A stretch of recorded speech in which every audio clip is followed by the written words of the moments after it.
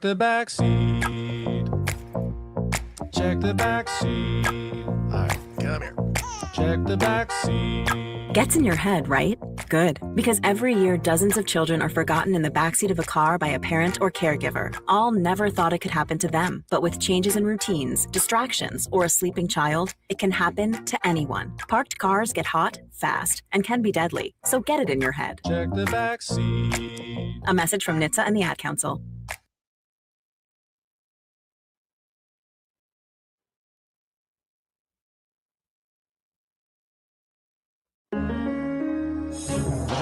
Crossover. Oh, killer crossover. Just crossover. It just crossed him over nastily. Another victim to the crossovers. Cross him up and sit him down.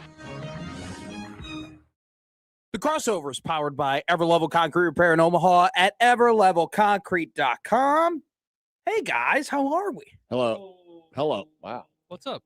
Is this turned Matt, on? Is this no, on? my mic wasn't on. Yeah, mine didn't seem like it was on though either. I have it pretty Which low. was weird because you were just on this. You're a loud talker, I am allowed to. so he's got to turn it down a little bit. I do. Yep. I do. I Yeah, but have either of you guys ever been laughed at before in the drive-thru because of your loud talking? Because you're so loud. No, you have. When Sorry, I project my voice. when I got married, or it's either right after I got married or right before. Anyway, we were in the car. We were in Amigos drive-thru. My stepson's in the back seat.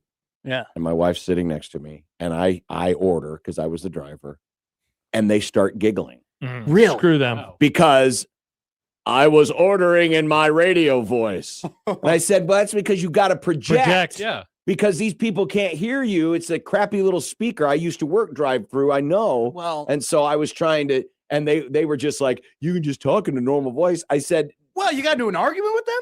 oh yeah, it was Wow. it was a whole to-do. I have a problem. I was with, defending my usage of projection. So I've had that happen to me before, but it was the person I was with next to me in the passenger seat. They're like, you do your radio voice in your order, and you always do it so loud. Why are you always so loud in their ear? Okay, so it's happened to you too. Yeah. I don't know. I'm actually the opposite. I go up, yep, I'll do a double bacon cheeseburger. No fries, please. That's it. That's kind of all I'm just very nonchalant. Well, I think drive-through technology has gotten better now. Probably. I mean, Probably. back in the day, it was like, CB radio. You were just like, break a 1-9. Yeah, no, I like a double cheeseburger. Extra ranch. Order 188. Order 188. Indeed it was. I got a 40 out there in the smoking bar cider going down Market 95. There's even a bear in the air. Order 187. Double bacon cheeseburger and fries. Order 187. Double bacon cheeseburger and fries. That's pretty good. That is Extra good. ranch. We used to, Back in Portillo's, they'll go, Order 187. Order 187. Your order from heaven is ready. Order 187. Your order from heaven. Nick is so triggered by you right now. we would, No, it's fine. It's we funny. would, when we had to call out orders when we worked at Schlotsky's, we would mimic Gene Honda. You know who Gene Honda is? You know Gene come Honda. on. Gene Honda is the PA voice of the White Sox, the Bulls, and the Maui Invitational. The Maui Invitational. And when I got yes. a chance to meet him, I was like, "This is awesome. So- this is the man." But he always had this way of number 35. I can't do it, but I mean No. Frank Thomas. So It's so good. anytime number 235 would come up, either my friend John or myself, if we were calling out the order, to be number 235. Your order's ready. So we would just go here's the over thing. the top. It's an awful Gene Honda, and the It problem- is. the I thing- don't. I don't pretend the it's a thing good is- one. The thing is that it's a horrible Gene Honda because you can't do Gene Honda. No, 'Cause no he's one- got like the greatest voice ever. It Okay, is so good. It is so good. It's the reason why he's the PA voice for everything in Chicago. And he is the because- nicest man And too. such a great man. Now, And he does not look like a guy who would possess that kind of voice. No, not at all. He's a smaller type Yeah. dude, kind of, he's a little stubby a little bit. Now, I don't want to disparage or slander Gene Honda in But- any way. but- I've heard a rumor that his voice is like that because he's a cigarette smoker.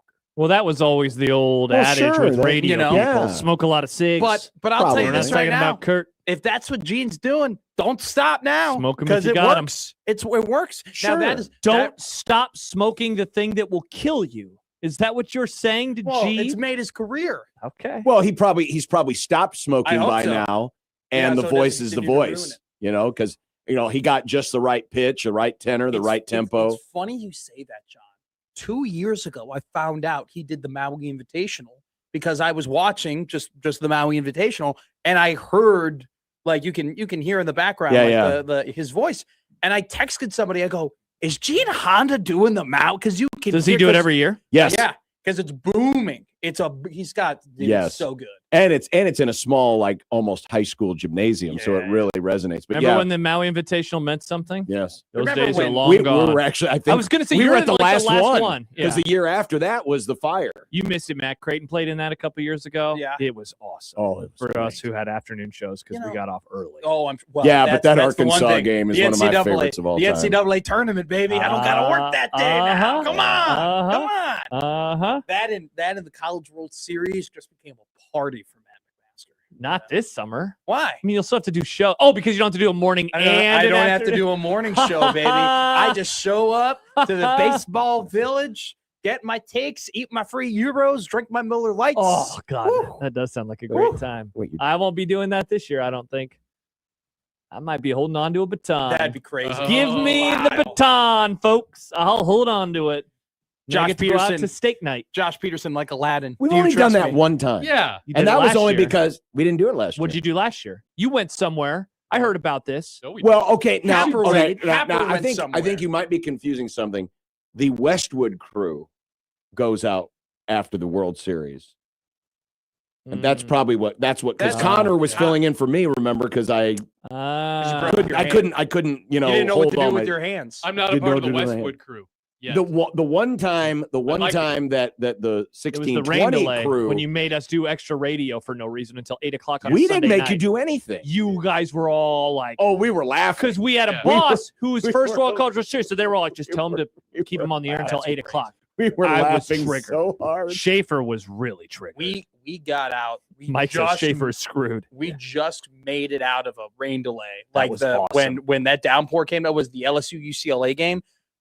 Josh and I were like, was that the night that we grabbed beers with Schaefer after the game? Yes. Because we're just standing around. We're like, we should hang out around here. So we went over to whatever. Yeah. And we were just like, let's have a beer and let's see. And once that game started, we went to a brewery. Yeah. Did you come with? No, I went up to the press box and hung out with Rich Hill for an hour. Classic. Yeah. Yeah. I met Rich Hill. I went and had another beer. Okay. Elsewhere. I didn't know Rich Hill was wouldn't get to do that this time, though. We had a great time, Rich Hill and I, just talking about ball, just talking about the Cubs. I asked him, what was it like throwing to prime Prince Fielder in Milwaukee? Yeah. He was like, that guy could hit. Wow. Just staring off into the distance. Yeah. Probably gave up a couple home runs to him. But no, good time.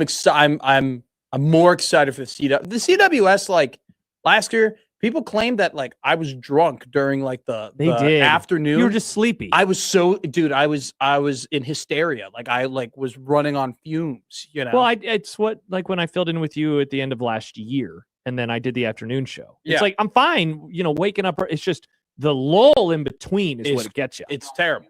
It's awful. So, okay, we have a couple of things that we have to mark off here. Yeah. Mm-hmm. Okay. You wanna First do off, movies first? No, I have a question that's going to lead into John making fun of me eventually. The Bears. Oh, sorry. Wow. Got him. Not about that. I'm getting to the point now where I have my lunch spots, where I have like the 5 lunch spots that I consistently It's a very get. big city of you. Yeah, where I'm going to that sushi place over on 78th, Mm-hmm. Brazen Head over on 78th. Mhm. I go to Shucks over, downtown on Leavenworth. Well, I thought Shucks was just your Friday night. That's my Friday. Well, I do the happy hour because you can get the peel shrimp and you can get oysters on the half shell for $2. So I do that. Okay. And then I like to. There's a couple there's a burger spot over by where I live. Yeah, Burger. I enjoy it. Here's my thing. I now find myself. I've now narrowed in my horizon. Like I've narrowed my choices. For Lunch. I just eat lunch at the same 5 spots now. so I want to broaden a little bit. I need a place that's got. Here's what I'm looking for. I need. what do you want? I kind of am looking for like a place that's got a good ranch, if you will. Okay, like I was thinking about this today. I need like a little bit of a tavern. Now I went to that one place on Martha Street with that burger that everybody liked, and I took a picture of it. What was that called? You went to The famous one. Yeah. Real Like Dingers. Yeah. That was fine. That was okay. Yeah. But they got their core. How of far like out are you what- trying to get? I'll go as far as 15 minutes from downtown for a good bite. Okay. Well, never mind. And you want really good ranch? I want good ranch. I've been to Oscars. Oscars is up there on my top 5 in ranch. Oscars is great. We love Oscars. We do. Can't wait to do another round They're table awesome. They're there. great people. Oscars is awesome. So there's a place over here Okay. that we went to when we had Stibbs as our producer way Tracks? back in the day. Tracks. Okay. Known for their fried chicken, known for their wings. Done. Very good. Hole in the Done. wall. They have a new location as well. Yeah, it's out West west. I Dome. haven't been to Okay. that one yet. But Alright. the OG over here. Tracks is like on, 5 minutes, 60th. not even 5 minutes. Yeah, away. it's like Beautiful. 60th, right over here. Nice. 60th, just north of Specific. I love lunch. Nice. Lunch is great. Lunch is my favorite meal of the day. Mm. And I'm Mm. kind of mad now I don't really get it. I get a late dinner now, Mm. you know? But I save money because I don't want to go out. Like the next time I want to eat is like 9:30, you know? Yeah. And I don't want to go out anywhere. At Have that you point. been to Night Owl yet? Yeah, I have, but to get wasted, not to Okay.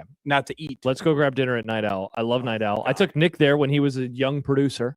Very good. I went there to say, hey, how's it going They for make ya? a good espresso martini over at the They make a lot of good stuff over Oh, there. what?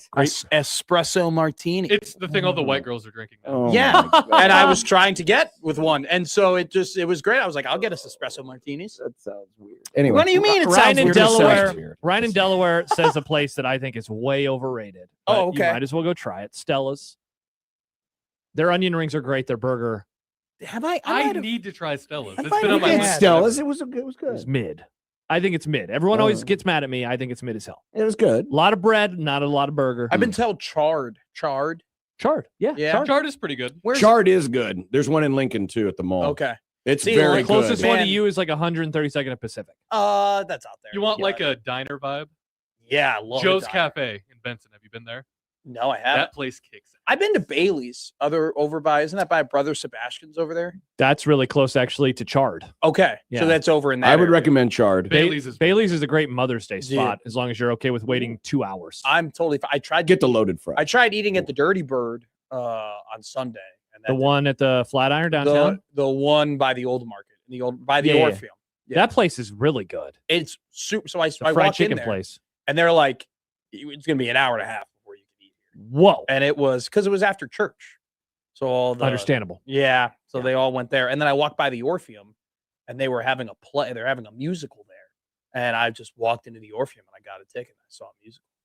Nice. I bet the wait Amazing. at Yes. restaurants when there's the after church crowd is like the longest wait. It is by because far. those What are a the topic. because those are the types of folks who are gonna, they're not in and out trying to just, get their food and get out. They're trying to enjoy They're, their they're Sunday. sitting down. They, Yes. Learned about the Lord. they now want to stuff talk about my- the sermon Well, or the well, or, no. the or the homily. And what was it your is favorite that message to They them? want to talk about all the drama that's going in within the church. Did you hear about Sandy? Did you hear about her new boyfriend she's bringing around? Ah. Well, she sent her kid out to New York, and now she's back after 2 years after bragging about That all is- the great things that That she's is doing such in a the small town scholarship. church thing. I go, it's and all we ever heard about Mandy's so smart and Mandy's this and Mandy's that. Well, 2 years later, she got spit back out in New York. She belongs here in the little city. I don't know why she left. This sounds like a oddly specific story oddly that you specific. just This recited. is just my life. This is all we would go to church. We would, But I thought you were from Chicago, well, that was like, or is this a small town Skokie no, thing? this is like the church that I went to was called Queen of All Saints, but the nickname was Queen of All Cadillacs. Okay, it's this very big church community, and it's very. Okay, I'm I sorry. did not. I'm tasting this. Aren't you? No, I he am didn't spray it in tasting my this right area. now. McFarter over here. No, ridiculous. He sprays this Lysol Yep, right when we right get in before here. we go on the air, and I'm Mhm. instantly like, "All right, back to the mornings with you. I don't need to deal with this What? I because just I'm had sitting in this I chair. didn't Bring back fart. half herd of I am now middays. tasting this. I didn't fart. I just had a little swass, And I just. but I am tasting the damn Lysol. I just went. That's almost worse than the Kinda tastes emissions good. of your ass. It tastes. Oh, I said almost worse. By the way, John, did you see this comment from Chris? Where No. this is quoting you. Nothing compared to the wife's slop. Have you seen this new bit that people are saying that John's wife cooks him slop for dinner that he reheats? Somebody No, commented, "And what's That for was, dinner?" that was some jackwagon from yesterday. Yeah, well, now calling it's now. slop. Yeah, now it seems like everybody is doing it. Yeah. Well, that's because the jackals are that way. they By the way, are. Matt, a friend of mine recommended you check out Sons of Italy for pasta and meatballs. Hell yeah. Yeah, but $14 I'm guessing they meatballs don't on have Thursday. ranch. That's dude. I need an Italian. Does a Italians respectable like ranch, I bet. respectable Italian restaurant have ranch? Hell no. But I love going to an Italian spot, and I'll tell you this right now: they give you the bread with the olive oil and the Parmesan and the pepper. I could just eat that all day. Oh, it's John, really what was good. the place that Oh. we had that dropped us food one time? This is back in the Taste Test Wednesday days. Oh, that's it was good. somewhere south of us. I think they're closed now. Gosh, it was so good. I went to What did they bring? What did They they bring? brought us all sorts of stuff. I think like fettuccine Alfredo. Oh. I think they brought us like multiple items. Yeah, what But was I think that? they closed. I lost my wife. I She love took me there for my birthday. like one time. Firebird over by Village Point. I like their bread there. Elite bread. Is it Hmm. Firebird? I don't know. Where at? It's a steak place. Is it Firebird? Out at Village Point? Yeah. Mhm. I think yeah. Yeah. Great bread over there. Honestly, Mouth of the South is also really good. If you're over in that Yeah. area. Connor Happer and Mike Schaefer would hate it because it's too spicy for him. Oh, Ha! Is there- Have you been to the fried chicken place up in Fontenelle, north of the interstate with the raccoons? No. That's a place. Alpine Inn? That's a great place. I still My have favorite not fried been. chicken. I need to go. Finicky we should- Frank's near Alpine Inn is also People See, I love love Finicky this. Franks. This is great. I'm gonna go to Tracks today and have some chicken. Awesome. That's what I'm going to Well, do. didn't they when we went the one time said they you didn't usually have the chicken fryer on that early? What is it? The McDonald's ice cream machine? Oh, that'd be a bummer. I've had it there Was for it? lunch. Oh, have you? They might Okay. have not had it that day. I went to But Jericho's. they ended up making it. Yeah, for it us. is open. Jericho's a solid. I went to Jericho's for Delish. lunch, and I got the prime rib That's- lunch special. that's Wait, where you're we having went. prime. We did. Yeah, You're eating that's- prime rib for lunch, Dude, I'm prime rib a exploring. lunch First thing? off, No. on Fridays I would it do it, used though. to be a treat yourself Friday. I just used to go and treat myself to Yeah. somewhere. Okay, so I Treat went to yourself. I went to Cohen. That's over at Blackstone. That's a great Japanese barbecue grill. I think it's fairly new. Yeah. It's $28, but it's like it fills you up perfectly. I've heard of that. Then place. it just turned into a Shucks Friday. It just turned into I go to Shucks on Friday because they got the best deals and I like the bartenders. Nice. That's really it. Most of my friends that I've made in Omaha are bartenders. I don't know what that says about me. Says You that you drink too frequent much. places.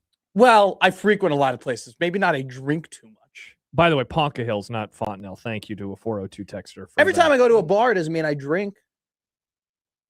you go to a bar and don't drink. I'll go and sit as a single male who's eating on his own. It's just easier for me to eat at the bar than anywhere else. Can have conversation. Well, yeah, maybe if I want to, but sometimes I don't want to, so I just shut my mouth and I play chess and eat. Charles Nice. says prime rib for lunch. Well, Warren Buffett hosts middays on 1620. I He mean- wouldn't even spend that much money. Oh, hell Remember, no. He gets the sausage well- sandwiches at McDonald's based off if the things are going well. Warren I don't know if he Buffett- still wants to. Things Warren- are expensive. Warren Buffett should just buy the athletic department. They got valued at $1.2 billion. No, he today, doesn't care. according Everyone's to always the like, Wall maybe Street he'll be Journal. the sugar daddy. And he's like, no, I'm good. Nope. No, I'm fine. Nat I'll just Ganda. live over here and very close to 1620 the Nah. zone. Where the hedges are a little taller. Where the Yeah. hedges are a little taller and a lot of cameras. A lot of cameras. A lot of cameras. Okay, speaking about cameras, Yeah. we Is this the movie this conversation? is the movie conversation. Nice transition. I have a very strong opinion about this. Okay, give us your very strong. Well, what did opinion. you say? People Well, don't die yeah, on yeah. movies You had a anymore? recap. I'm. So I'm, we were I'm- talking about Harry blind. Potter, and I said that We weren't talking about it. Matt made a reference to it. It went Yes. over John's head. Yeah. and it was that Harry Potter finds out that he has to die. Spoiler alert. Okay, and John goes, "Well, does he die?"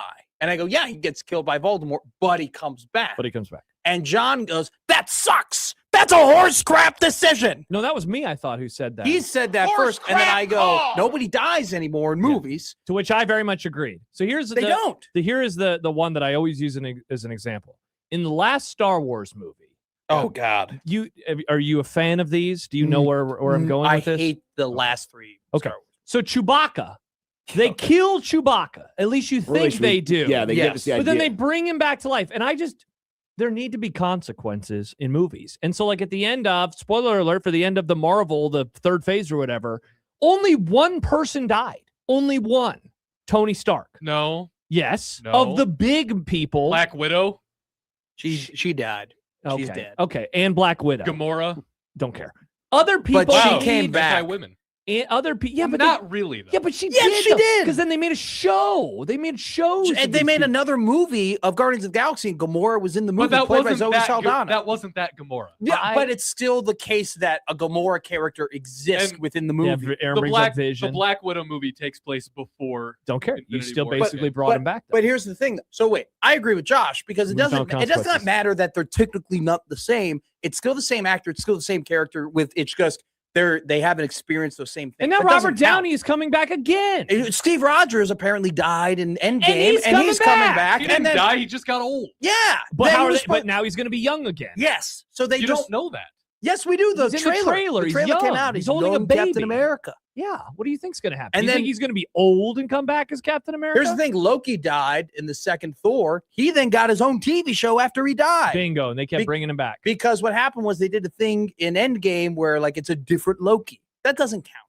Loki died. I shouldn't see Tom Hiddleston on my TV anymore. Yep. I agree. I couldn't agree We more. don't. They're it doesn't afraid. matter. They're afraid to move forward. Well, because they can't make money because they're not creative enough Correct. to make new characters Because they that actually you care tried about. to move forward and then everything sucks. And so they're like, let's just go back to the old stuff again. Exactly. It sounds like Because- Nebraska football. because Except they can't do they it. went from first base to home like that instead of taking their time and building and developing characters. Instead, we had 6 movies in. We got to have the It mega is- battle royal. It is kind of got to have funny the mega battle royal. from an outsider's perspective of Nebraska football, looking at like how other like football franchises work, right? The bad franchises, and I've seen them go from offensive coordinator, head coach, to then You just keep snip defensive snapping. coordinator, head Snip, coach, snap, to snip, snap. oh, we're gonna hire a guy who's done it before, and then we go back to the sexy offensive coordinator just to go back to the defensive coordinator. Correct. Okay, I just literally explained to you Lovie Smith to Mark Trestman to John Fox to Matt Nagy to Matt Eberflus. Like that, Yeah. that's what happens. Yeah. Nebraska football, I admire that it's not the offense defense thing. It's we got a Nebraska guy and we got a non-Nebraska guy. Correct. That's how that's always I've always kind of appreciated and like thought that was really funny. That it's like, all right, we got to keep it within the family. And then you're like, all right, we got to get it out of the family. Then you're like, we got to get back into the family. Then you go, no, we can't go to Mike Riley. We got to go to Mike Riley, get it out of the family. Crap, we got to go back to the family in Frost. And then you go back out of the family. And then you might go back into the family after Rule. Ooh, this would be a fun topic. Who is the back to the family Who- coach when who's- Matt Rule gets Yeah, fired? Mike Eckler? Well, what is it? Oh God. It would be. What if he goes to Because USC? there's no obvious back to the family hire next. Which I always Zach said is Taylor. Yeah, I guess. Zach Taylor would be back to the family. Zach Zach one of the- Taylor one would of be my- back to the family. I have always said one of the best No, parts. it would be odd to say that back to the family and the family is Is now Callahan guy? is a Callahan guy. I know. Yeah. But what is, I guess the family, like, would the family only be guys who like played at 95 or coached at 95 or has some sort of connection to 95? Oh, you don't have to have a connection. Okay. Yeah, you don't Okay. have to. It's just more. Or yeah, 97. Are you a Nebraska guy? Okay. You know, So yeah. Zach Taylor would be technically back to the family. He Oh would yeah, because he fit that. I mean He he played. played. He He played. played at Nebraska. You know what, too? My first reaction was, an NFL guy, he's going to fail. But college football is so much like the NFL now, maybe he'd succeed. See, I said that and people grilled me for it a year ago, but I Zach think Taylor? no, that if I'm an NFL head coach, like I now look at college football as a viable option. Are we not talking enough about how maybe Matt Rule's struggling because college football is way more like the NFL? Okay, so- and so he sucked in the NFL. And so this is a real big That's a problem. fun I- angle. I've I think about it all the time. I actually played with the opposite angle. I played with the idea, hey, because it's become more like the NFL and he's had that experience opposed to everybody else, that could be an advantage for him. Hasn't shown to be. No, it has hasn't. not shown to be. So clearly he hasn't learned from some of his mistakes because if we're being honest, I mean, college football is a little bit more like it's less about recruiting and more about money, right? And more about Yes. resources, right? Yes. And so hasn't recruiting become more like the draft? The more money you have is technically the more draft picks It's you that, have, and right? it's what. And he wasn't good at drafting. what Prison Matt says. Got to hire an expert talent evaluator to get the most value out of the portal. Like Well, that's- that's what Signetti does. Well, exactly. He Which by he recognizes like the guys, So like Pons. Like he's a great example. so here's one. Right? Undersized, They were 13th. Indiana was 13th in the portal last year. Okay. Okay. pretty good. The notable teams that ranked ahead of them in the portal last season. Okay. Kentucky, Yikes! Rutgers, Yikes! North Carolina, Yikes! Auburn, Yikes! LSU. Wow, how many of those 3. programs fired their coaches. 3. Auburn, Three of LSU, Kentucky, all fired their coaches. Whoa. Rutgers and North Carolina kept Shiano and Belichick. Uh-huh. Yeah. So those are Whoa. 5 teams that, according to the experts, got more talent this year heading into the portal than Indiana. So it's not necessarily about the talent that you acquire. It's more so where did you acquire and how do you develop it? And and how they fit. Exactly. And did you find people that fit it what it is you do? But here's the thing. I would go as far to say, like, Indiana's plus 800 on early odds to win the national title next year. I would bet that in a heartbeat because they're 6th in the transfer portal rankings this year. And I think Josh Hoover's a better quarterback coming from TCU than Mendoza coming from Cal. That's why, because Mendoza's going to be number 1 draft pick. And Nick Marsh is that talented wide receiver from Michigan State. He's going to be a Hoosier next year. And then they got a bunch of other really good D linemen. I mean, they're going to be great. This is not stopping. Like, this is not a flash in the pan. No, this it's is not. not a great story. This is Indiana football. Indiana might be a full-on football school in 5 years. They might just fully be like, yeah, I know we have a history of basketball, but do you know what makes more money and we've had more constant success in the last half decade? Football. It will be fascinating to see what Indiana does to capitalize on this. I mean, their stadium's pretty small. It is. Great point, It's John. one of the smallest in the conference. And like in terms of, because I've been there. I was there in September. Like it's old and dumpy. Like the suites, like all that type of stuff looks old and dumpy. The press box, old and dumpy. But how much are they gonna like pour more money in? Because I mean, that's literally what Nebraska did. When Nebraska broke through finally in the early 70s, then all of a sudden, look at the stadium had already started growing, but they really started pouring more into it. Now that was 50 years ago. But it will be interesting to see what Indiana does on top of this. And how it changes the dynamic within the organization because, it's different now. Now that you've won, you have expectations. How do they handle that? Who are college football characters that seemingly never die? They What do you just mean? always come back. You think they're dead, you think they're done, and then they You just talking about like a return. program or a person? People. Like I think of like when you talk about Captain America, I think of Bobby Petrino. I thought we were done. Thought it was over. Thought I'd never see him again. Yeah, I mean, it's pretty wild that the guy who got fired for, an affair that resulted in a motorcycle accident almost became the head coach of that same school. Mm-hmm. Well, he was the interim coach. He was the interim So head he coach. basically did come See, back full Sharon Moore circle. needed to take notes, dude, on a motorcycle. Yikes. Whatever happened to that? Is he in jail still? I have no idea. I got no clue. We haven't heard much. About I don't that think. case. I think if you ask people in Ann Arbor, they'd go, "Haven't heard from him either." Yeah, we don't really. We're very, very happy too. Let's not talk about him. That's what they say. This never happened. It was so funny. Tim Brando the on Force. his Twitter being like, "Yeah, I knew about it in September." This was going on. Tim Brando said that on his Twitter, but it wasn't his story to tell. It was not his story. So, there were a lot of people alleging that they known about it, but dude, they never Brando did. literally tweeted out. If I was an He announcer, was like, back in September, we were covering a Michigan game, and we heard all about it, but like, can't really say anything because people will get pissed off or whatever. Yikes, dude, it was a wild ass tweet. Which the Big Ten schedule comes out next Tuesday, which is stupid because how have you waited 6 weeks after the SEC? But neither here nor there. No more Brando games. Well, we know why. No more brand. Oh, you think they waited because the end of the season because they wanted to get the best? Well, also because that gives get BTN something to air. Oh, for sure. Oh, we don't want to air. We don't want to air. Whatever sport baseball they always ignore, but you don't want to watch the big stories, the documentaries that they do all the time. I'll admit my intake of Big Ten Network is only limited to Nebraska football, basketball, baseball. Basically, yeah. Wow. That's it. You don't watch wrestling? You don't like wrestling, John? He pretends to not hate it because he doesn't want to get beat up. Oh, I will fall on the sword. Are you wrestling is stupid. Okay, that's incorrect. I don't watch wrestling. Doesn't mean I hate because it's a it. bad sport. Are you gonna watch WWE Unreal? Are you gonna watch that, or No. are you? Yeah, you hate that they're breaking kayfabe. Yeah, I'm No, not- back in your day, we didn't do that. I don't need to. Okay, What is this? this is like they reveal the behind the scenes of the scripted action of WWE. I actually think, No, I'm good. Josh, I actually think Nah. you would find it interesting. No, I'm okay. I really know it's a Too lot busy. of storytelling. I got lots of things. I got to finish this book that I'm reading. Yeah, there's a podcast that you probably have to listen to. For sure. Or do Cousin Cousin Or Sal, two. cousin Sal, and Bill Simmons had one today. It was pretty good. It was yesterday, but I already But, listened to it. yeah. Okay. Great. Oh, you want a cookie? Oh my No, God. I'm just saying. I just So I'm Josh Peterson. I listen to Bill Simmons right away. there we go. That's the new over/under. Yeah, How it is. long until Well, Matt does this Thucker and Thucker? Maybe not the new one, but maybe in a different a different over/under. one. Yeah. Oh, I like this. I'm adding bets to USC. This is great. I'm gonna set the line at 210. 210. Okay, so the You over hits can't today. tell me what the line is, though. Yeah, I I have guess. to. All right, Be, we'll you figure it got to say. He you still gotta say doesn't your know own what line. the original over. No, he figured it out. No, it's about the H man. Mr. H, as we call Mr. him. H. Maybe don't call him Under. the H man Okay, and do the I- finger guns. Maybe He, that's he not never what did that. You know, he was more just. No, he did. He did that. Is what he did. Well, That's what he did. He did. He wasn't pointing to me here. He was pointing him up there. Otson points out another thing I have to Boy. do. He has to call Creighton women's basketball tonight on ESPN Plus. Plus, Come join me, folks. oh, You know who somebody's I'm doing the game with tonight?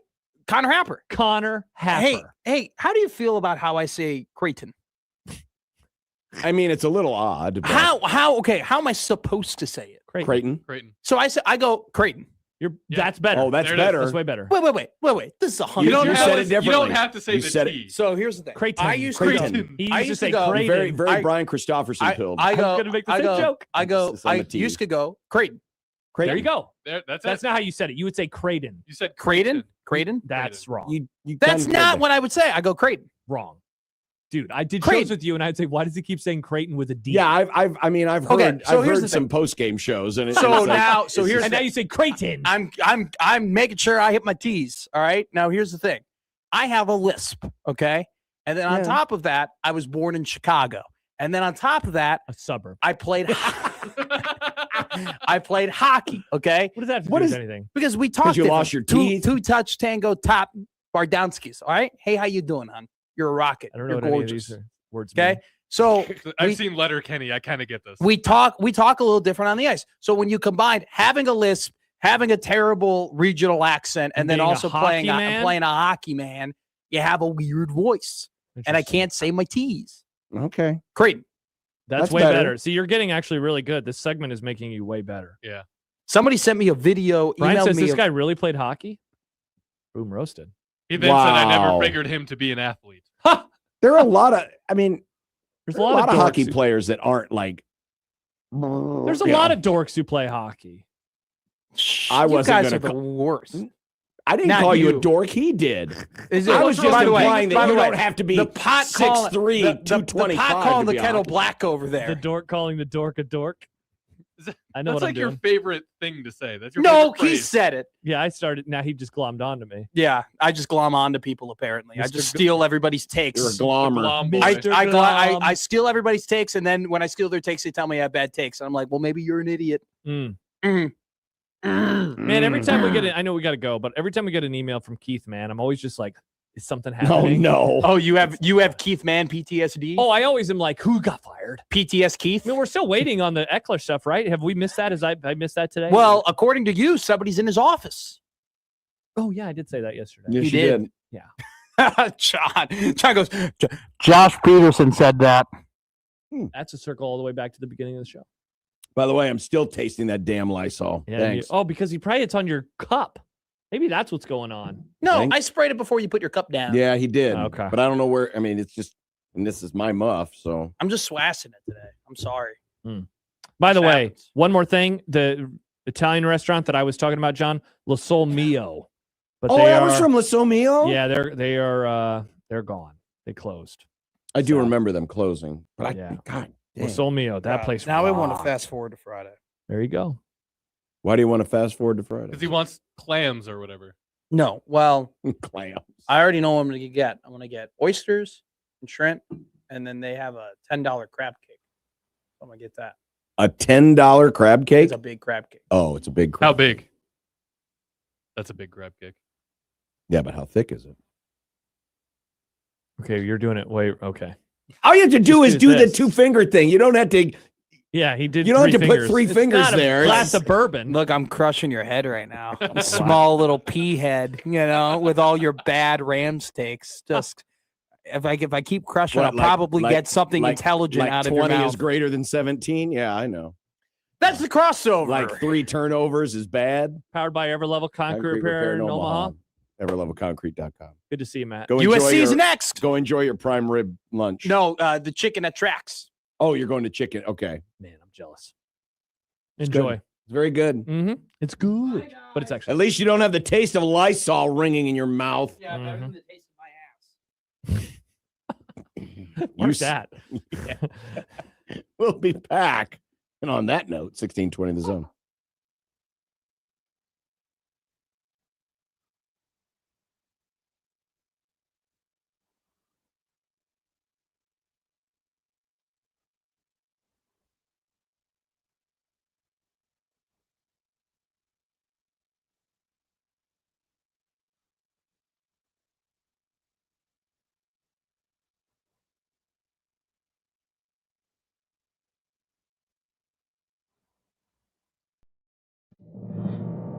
Your Omaha area forecast from KETV Newswatch 7.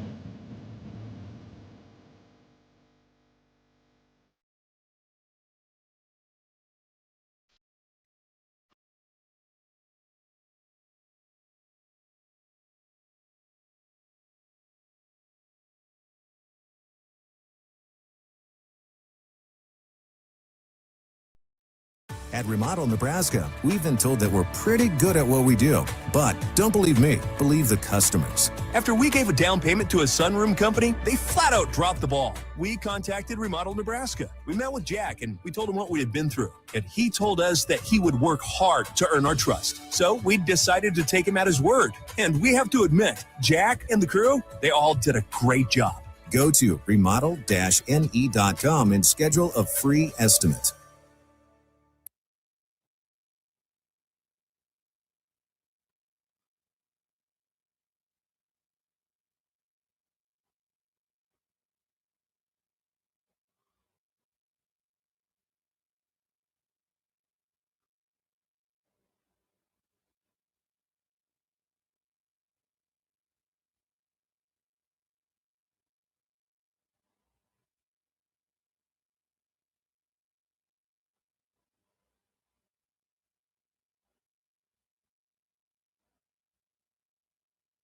Are you one of the 7% of adults in the United States who are searching for an alternative to sleeping in a bed? Then let me introduce you to Z-Cliner, the revolutionary recliner designed by FlexSteel. The Z-Cliner, meticulously engineered with restful sleep in mind, making it an ideal bed alternative. A healthy life starts with a healthy night's sleep. Z-Cliner is more than just a recliner. It's a personalized comfort experience. It features multiple power adjustments like recline, headrest, lumbar, zero gravity, reducing pressure on your body, tech integrations like charging ports for easy modern living. We know life can be messy, stressful. That's why Z-Cliner is upholstered in a moisture and stain-resistant fabric, perfect for all-day enjoyment, even homes with pets and kids. Z-Cliner, a complete sleep solution. Get started. Unmatched comfort. ZCliner.com.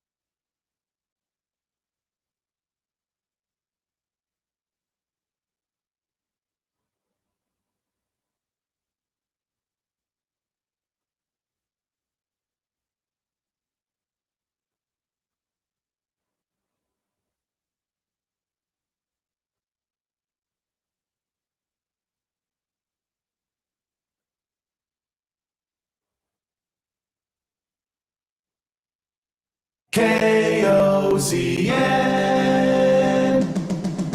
Unsportsmanlike conduct on 1620 The Zone. Husker Athletics, Creighton, and yes, UNO.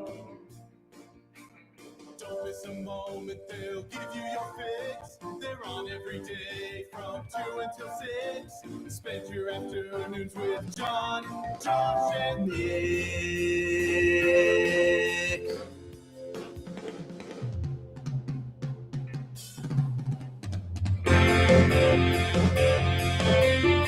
John, Josh, and Nick. They'll show you what sports talk really is. Oh, man alive. It is Tuesday. Wow. Tomorrow will be Wednesday. Yes, it will. And then Thursday. And yesterday was Monday. And then Friday. Wow, what a week. It's almost over already. Unsportsmanlike conduct on 1620 The Zone. Husker Athletics, Creighton, and yes, UNO. Welcome to the Grum, powered by Union Bank and Trust, where your money has people. Good to be here. Yeah. How come we're watching the Roku City screensaver screen? Good question. You don't like taking a trip around Roku City, John? Not really. Oh, wait, the Baseball Hall of Fame election announcement's coming All up. right, I guess we'll leave it there. I mean, that's Baseball. live. That's live sports-ish. It's sports adjacent. No, I saw they were having a conversation. It was right when the crossover was starting. I didn't want to hijack it, but you know, they had the nerds up there telling us who they were going to vote for. Listen, What's wrong? I am not anti-analytics. I mean, yeah. I am not anti-analytics. I'm just anti-over-analytics. What does that mean? What were they doing that triggered you? Well, someone was talking about, who they're voting for the Hall of Fame, and they now have a new category, Jaws. And I'm sure the nerds out there, I've heard about Jaws. We've had that. What's for Jaws? the Hey, last real quick, I want to learn what 37 this is years. via Nick. What is Jaws? I don't remember. I just know it exists. I know it's a stat. It's the Jaffe wins above replacement score. Oh, wow. Do you know what this is? It is a system created by Jay Jaffe that evaluates a player's worthiness for enshrinement into the National Baseball Hall of Fame by comparing him to other Hall of Famers at his position. That's actually pretty solid. I kind of like that. It's a good stat. It's just Thank you for reminding me of what that was. just doesn't sometimes a Hall of Fame just kind of So you know it when you see it. Yeah. It's like porn. yeah. It's just like he's a Hall of Famer. Mm-hmm. She's a Hall of Famer. I've always thought Hall of Famers should be the greatest players of their era at that particular position. Yes. You are comparing them against the era in which they participated. Yes, you Which can't is- compare them again. I mean, Which is yes, like passing yard, like Phillip Rivers. Yeah. I don't think he should be a Hall of Fame quarterback. He was very, very good. Mhm. He was never the best quarterback in the NFL. No, He was never, he was never considered among the best. I don't think, he was ever like a top 3 guy. He was just a guy with a lot of longevity. And But if you compare him to like Sammy Ball's era, then he's going to be the GOAT. Sure. But it's like that with every current Correct. era versus the previous eras. no, anyway, that's neither here nor there. All right, I so guess- we'll have the baseball. I Hall guess of we'll Fame find stuff out. on. We'll find out if Barry Wait, Bonds. it says it's tonight at 6 o'clock Eastern. That's 3 hours No, away. Then the screen guy was lying. That's right there. It Hall of says Fame 2026 election. Announcement preview. We'll turn it back on at 5 o'clock. When we have Sipple on, we'll turn it back on. By the way, guys, What? let me be the first to wish you a happy 2026 college baseball season. That It you- started. College baseball season has officially Wow. started after How- last night. How is Wow. it? Wait, you're pulling a me, Nick. This is what I say. Well, it's because it's college baseball season. Fascinating. Football's done. The Grum Down 26 is brought to you by the referees at John Higgins Weather Guard. Oh, so we're going to ignore I'll turn it the back. baseball Okay. preview. But you're just We're gonna going to watch get mad the whole NBA. time. Why is he using an advanced stat? Moneyball. No, I'm not getting mad. I'm All just right. saying Well, there you go. MLB now. We're back. We're back to your channel. Baseball. it's baseball. I'm season. happy for Nick that he can count down to a season. How many games do you think you actually watched last year during the regular season? Like 12? College or pro? College. Can't get this. Well, how many Maybe games about did you 12. produce? Total? You produced what? 14 games at the CWS. So there's Okay, 14. so then more than 12. No, I said not counting the College World Series. Oh. Nick, those are Those rookie are numbers. college baseball games. Some say those are the best college baseball games. Sure, but like you got to up those numbers. Those are rookie numbers. I plan to. If you're gonna be a fan of college baseball, I need you watching 12 games a Friday night. Well, boy, do I got news for you. What? if you're going to cover it from a sideline perspective, you're going to need to watch it. I know. I need to have a conversation with that guy who asked me if I want to do that job. Here is your Grum Down, brought to you by the referees. Hoosiers 2. This one's even less believable. Nice. Good reference. How hard do you have to squint to see Nebraska here? Oh, man. Are you squinting like this? Or like this? You're going to hurt your eyes, John. Or like this. Oh, my eyes. I love when a thing happens in sports and we can make it about us. We do it. We do that very well. And Nebraska's great at it. We're going to do it awesome today. Which is why I can't wait to see who gets elected to the Baseball Hall of Fame so we can say, oh, how does that person tie to Nebraska football? Rob Parker from The Odd Couple.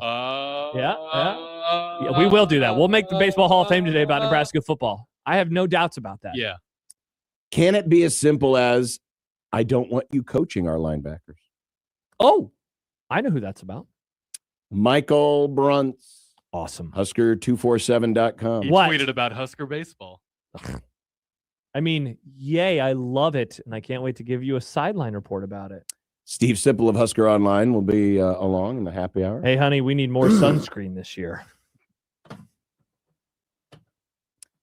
Super hot take market. I have a couple of takes that I look forward to giving to you. And I promise this week, none of them are about the Eagles. Oregon. Hey, you guys skipped the line. Poor Oregon. Poor Oregon. Husker trios greater than other trios. Oh, interesting. And the song is over. This is where I would ask Nick to play the Who classic. The song is over. Which song is this? It's the song of 2025 college football. It's over, Josh. But a new, more beautiful song has started. It's all done. One that we all love. That is such a bummer. We do all of that counting, all of the downness that we do, and now it's dead. Now we are as far away from college football as we can possibly be. Yeah, but you know what? It'll be back before you know it like that. No, are we going to bring back the Bigelow thing? Are we going to do that again this offseason? Remember that open that Nick made? He worked very hard on it. Starting tomorrow. Starting today. I think we should have a New Year's resolution. What? Less college football off-season talk. You know what? I mean, we had a long off-air yelling match one time about what people are interested in. Yes. College playoff expansion. Oh, God. Backup left guard. What do people want? Yeah. Let's give it to them this year. Let's see if we can give it to them this year. What was the best moment of the college football season? I was trying to think of this in the car, and it was like, man, nothing is like stepping out. Like, I can distinctly remember one of my favorite moments was the Alabama-Georgia game 2 years ago. When the crazy comeback. Alabama got out with a big lead. Georgia made a huge comeback, and then the Black Friday game was really fun. Ugh, that was terrible. you monster. It was really cool. You monster. The only part of that game that I saw was like 10 minutes on the airplane and then the fourth quarter. That was a bad experience. It's bad. That was not a good experience. That's a great question. What about? I mean, from a Nebraska perspective, I enjoyed the trip to the Cincinnati game. Yeah, down to Kansas City. That was fun. In hindsight, Iowa almost beating Indiana was really cool. In the hindsight, because my answer was going to be they almost won. They did. I was going to throw out a couple of Penn State games. I was going to me mention the Penn State Oregon game. That was a really exciting early season game, and that was on opposite Alabama Georgia. Which was a pretty good game. Penn State, Indiana, obviously touchdown. Wow. You know what? Give the Heisman Trophy that might be my highlight. Which one? Was what was it? 2 or 3 different ways that Alabama gave Jaden Proctor the football. That was a lot of fun. Those were my biggest LOL moments of the season. Those were fun. Here's a game. I watched a lot of this on an aeroplane on my way back to Omaha. Oh, we were with the Wright brothers? From watching. Nice. Look at this aeroplane. I actually saw Indiana this weekend. The Georgia-Tennessee game. That game was wild, crazy. Georgia made some big plays late to win in overtime. You don't remember that one at all? Well, I guess that defeats No. I remember. What about Texas A&M and Notre Dame? That was the same Saturday. That was pretty crazy. There was another game on opposite that. On opposite what? Texas A&M and Notre Dame? Because I remember that being on the little TV for some reason. The night game that night, if I'm looking at the schedule right, was probably LSU in Florida. So I wouldn't have had that on the big TV. You are an SEC honk. You might have. I couldn't. Anyway. Yeah. Yeah, that might be my pick. All the goofy way. I mean, the little the quick screen to Jaden Proctor against Georgia. That was awesome. Was freaking hilarious. That was very, very funny. I was laughing so hard. That was very, very funny. Which is weird because it's not a full game. It's just, a giant man, scoring. What about, almost this is a good one from Max. The UCLA upset over Penn State and the Jerry Neuheisel story. That was really cool. His dad, being super emotional on TV, talking about his mom. That was really cool. Problem with that wasn't that opposite Nebraska, Michigan? Because I was watching that in the press box. No, it was opposite of one of those Nebraska October games, though. I don't remember which one. What about, this was very close to the end of the season. What about Ole Miss over Georgia? That game rocked. Yeah. And the story of Ole Miss and everything that went into that game was super exciting. Yeah, that's a good one. I'm going to extend an olive branch here. I genuinely believe this moment of the season was awesome. That Nebraska Hail Mary, that was cool. Against Michigan? Yes. Before they lost in the second half? That was awesome. It was cool, but it was so dumb. It should never have gotten to that point. Which is what makes it cool. Because both teams mismanaged the clock. It's just Michigan mismanaged it worse. Mm-hmm. John, sometimes it's okay to look at the whimsy that's in front of you instead of analyzing it. No, but I distinctly remember because I literally got up out of my seat to go refill. Bathroom? Yeah, and I just got back into view of the field when that play happened. I missed it because I was going to get in my car. I was like, sweet, 10 seconds left. I'm just going to get in my car. I'm going to hopefully beat the second half back, to do overreaction. Big fan. And I heard the ball was in the air and Kyle Crooks, with his touchdown call. Yeah, and a touchdown. Wow. I heard the call. I didn't get to see it because I was driving back from Lincoln. Mm-hmm. So good. Yeah. I mean, you from the local perspective, I agree, John. The trip to Cincinnati was great. I would also say the wildness of the Maryland game. That one was, and I didn't have to do anything that day. So that was a great one for me because it was just a lot of couch time, and the crazy stop, touchdown, stop, field goal, stop, touchdown at the end of the game. Certainly the atmosphere of the blackout was pretty good. Before or after the game. Wasn't as good as Colorado. That was quite the week. I'll never forget that.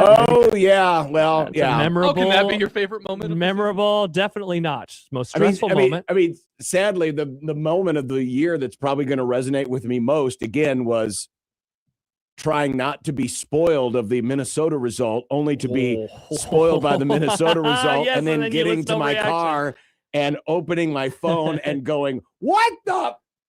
When I saw the score. John texted me multiple times during that show. Stunned. He's a star. That was amazing. Man. That was when basketball season began for you, right? Was that the first exhibition or was that the second? Yes, that was the first exhibition. Wow.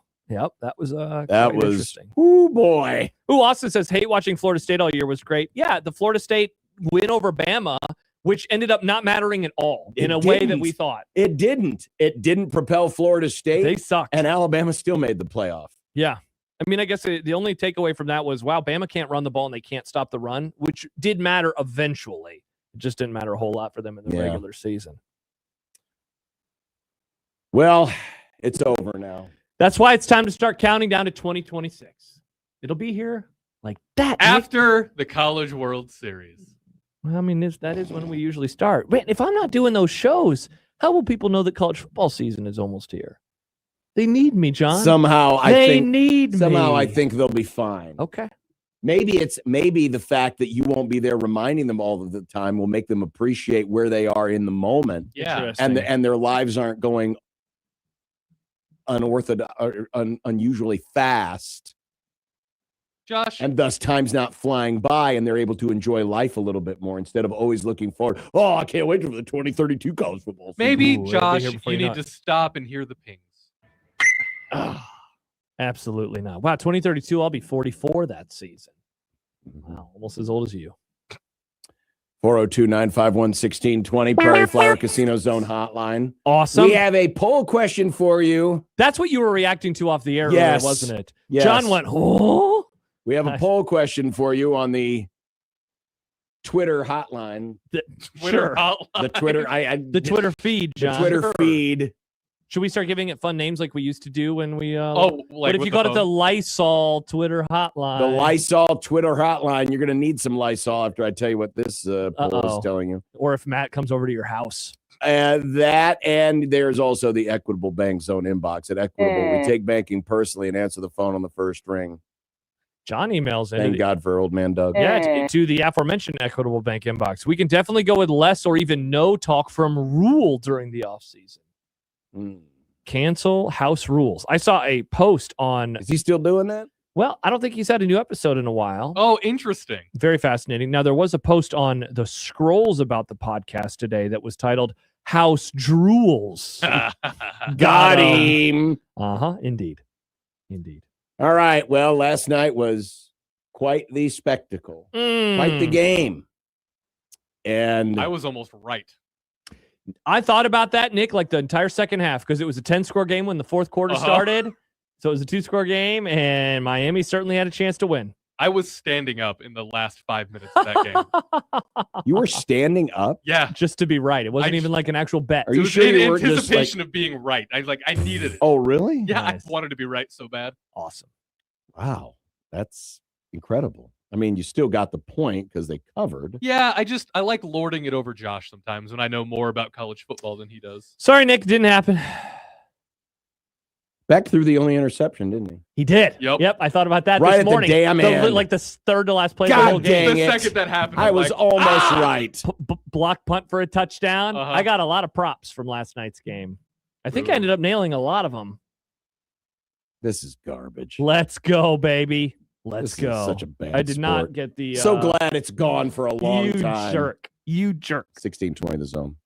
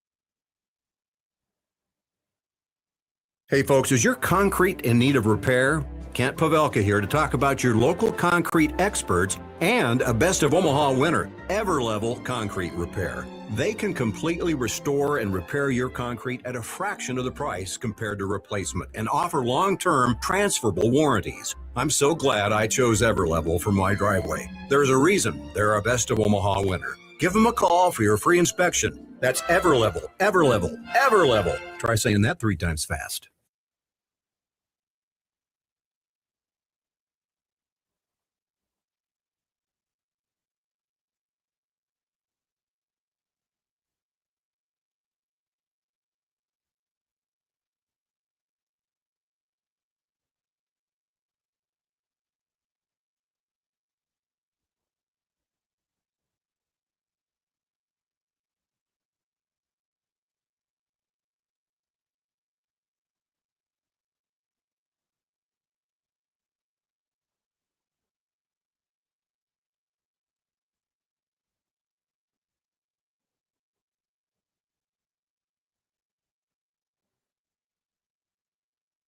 My uncontrollable movements, called TD, tardive dyskinesia, felt embarrassing. I felt like disconnecting.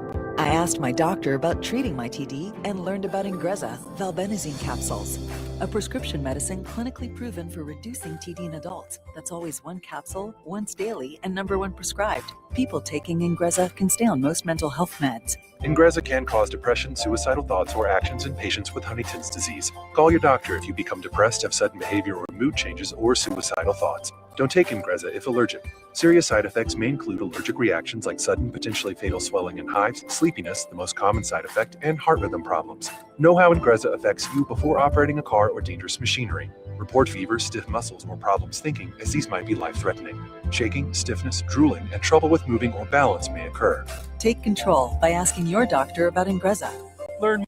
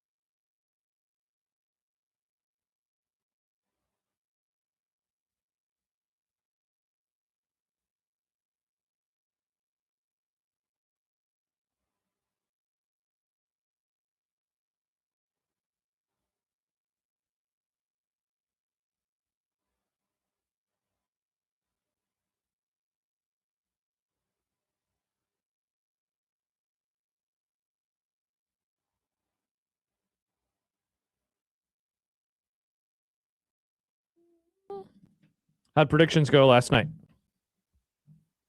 Stop being smug, Mr. Smug. I'm asking. I just wanted to know. You got to understand, he hasn't won predictions in a long, But how did it time. go? I mean, this is like this is why he's insufferable if the Cowboys are ever good, because it's never happened. Yeah, it's a rarity for me. And so he's just like, I don't know what to do. Yeah. I don't know what to do But with let's not myself. ignore the past. You did fine. You did fine. Oh, fine. Interesting. You did very fine. Awesome. By the way, just announced. Yeah. George Thorogood and the Destroyers are coming to the Metro. What? My boy. What? Who's your boy? The George Destroyer? Thorogood. I've been a George Thorogood fan for a long time. Really? Oh, God, yes. That's awesome. What do you mean? I didn't know. You never talk about him. But Yeah, this is you exciting. don't really bring up George Thorogood. No, I don't. But I love now George. he's going to. Are you going to go to the show on Sunday, May 17th at the Astro Amphitheater? I think so. Whoa. Pre-sale tickets go on sale this Thursday at 10 a.m. using the pre-sale code ZONE. Let's go. We have a So you can pre-sale? actually buy the tickets before the rest of the community if you're not listening to the show and don't use our pre-sale code. Yeah. But the tickets go on sale to the general public on Friday, and we've got a chance to win them before you can buy them. Now that is exciting. What are we doing? I don't know, but we probably should get a little. What if it was like Thorogood. call in and tell us why you love college football and why it's perfect? And we picked the best one. Well, that would be awarding dumb people. It's also up to my Interesting. discretion at that point. That's true. Mm. Because then only Iowa fans would win. Go Hawks. Hey, remember that time Nebraska screwed up that one play and Iowa got a touchdown? Yeah. And then they'd win. Then you'd have a bunch of Iowans invading Remember George when Iowa Thorogood covered the spread all by themselves? on Sunday, May 17th at the Astro Amphitheater. More details online at 1620thezone.com. So we got to think about that. By the way, you were starting a countdown for some reason to the 2032 season. I in our was last not. segment. I really was. Thank you to our great friend Jed. No, I knew. 2,412 days Thank you. until the 2032 season. That's disgusting. How does he know exactly when it's going to? Oh, by then it may start in like July. Maybe minus 7 days. How do we even know it'll still exist by then? You're saying college football is going to end? As we know it, maybe. Well, I mean, the Big Ten is trying their best. Maybe it'll all go private. We asked you a question today on our Twitter page, and I just retweeted it. In watching Indiana, how hard do you have to squint to see the current Husker football leadership group accomplishing the same thing? The current leadership group. Interesting. Well, yeah. Yeah. Okay. Why would, I mean, No, that's a great question. It's a great question. Is that funny? Well, yeah. I mean, it's a great question, though. Well, I can understand why you laugh based on the results. Yeah. We gave you the options of a little squinting, medium squinting, hard squinting, or close my eyes and dream because I can't see it. Yeah. Yeah. Would you like to know who won the pony? Or who's winning the pony? I decided by a to go lot? and vote, and holy moly. This is, and again, most of this is just, it's more like just a vibes question. The vibes and it continue to be bad. And it just continues. 73% Uh-huh. say close my eyes and dream. Whoa, how about this response from Danny? 5, gouge my eyes out.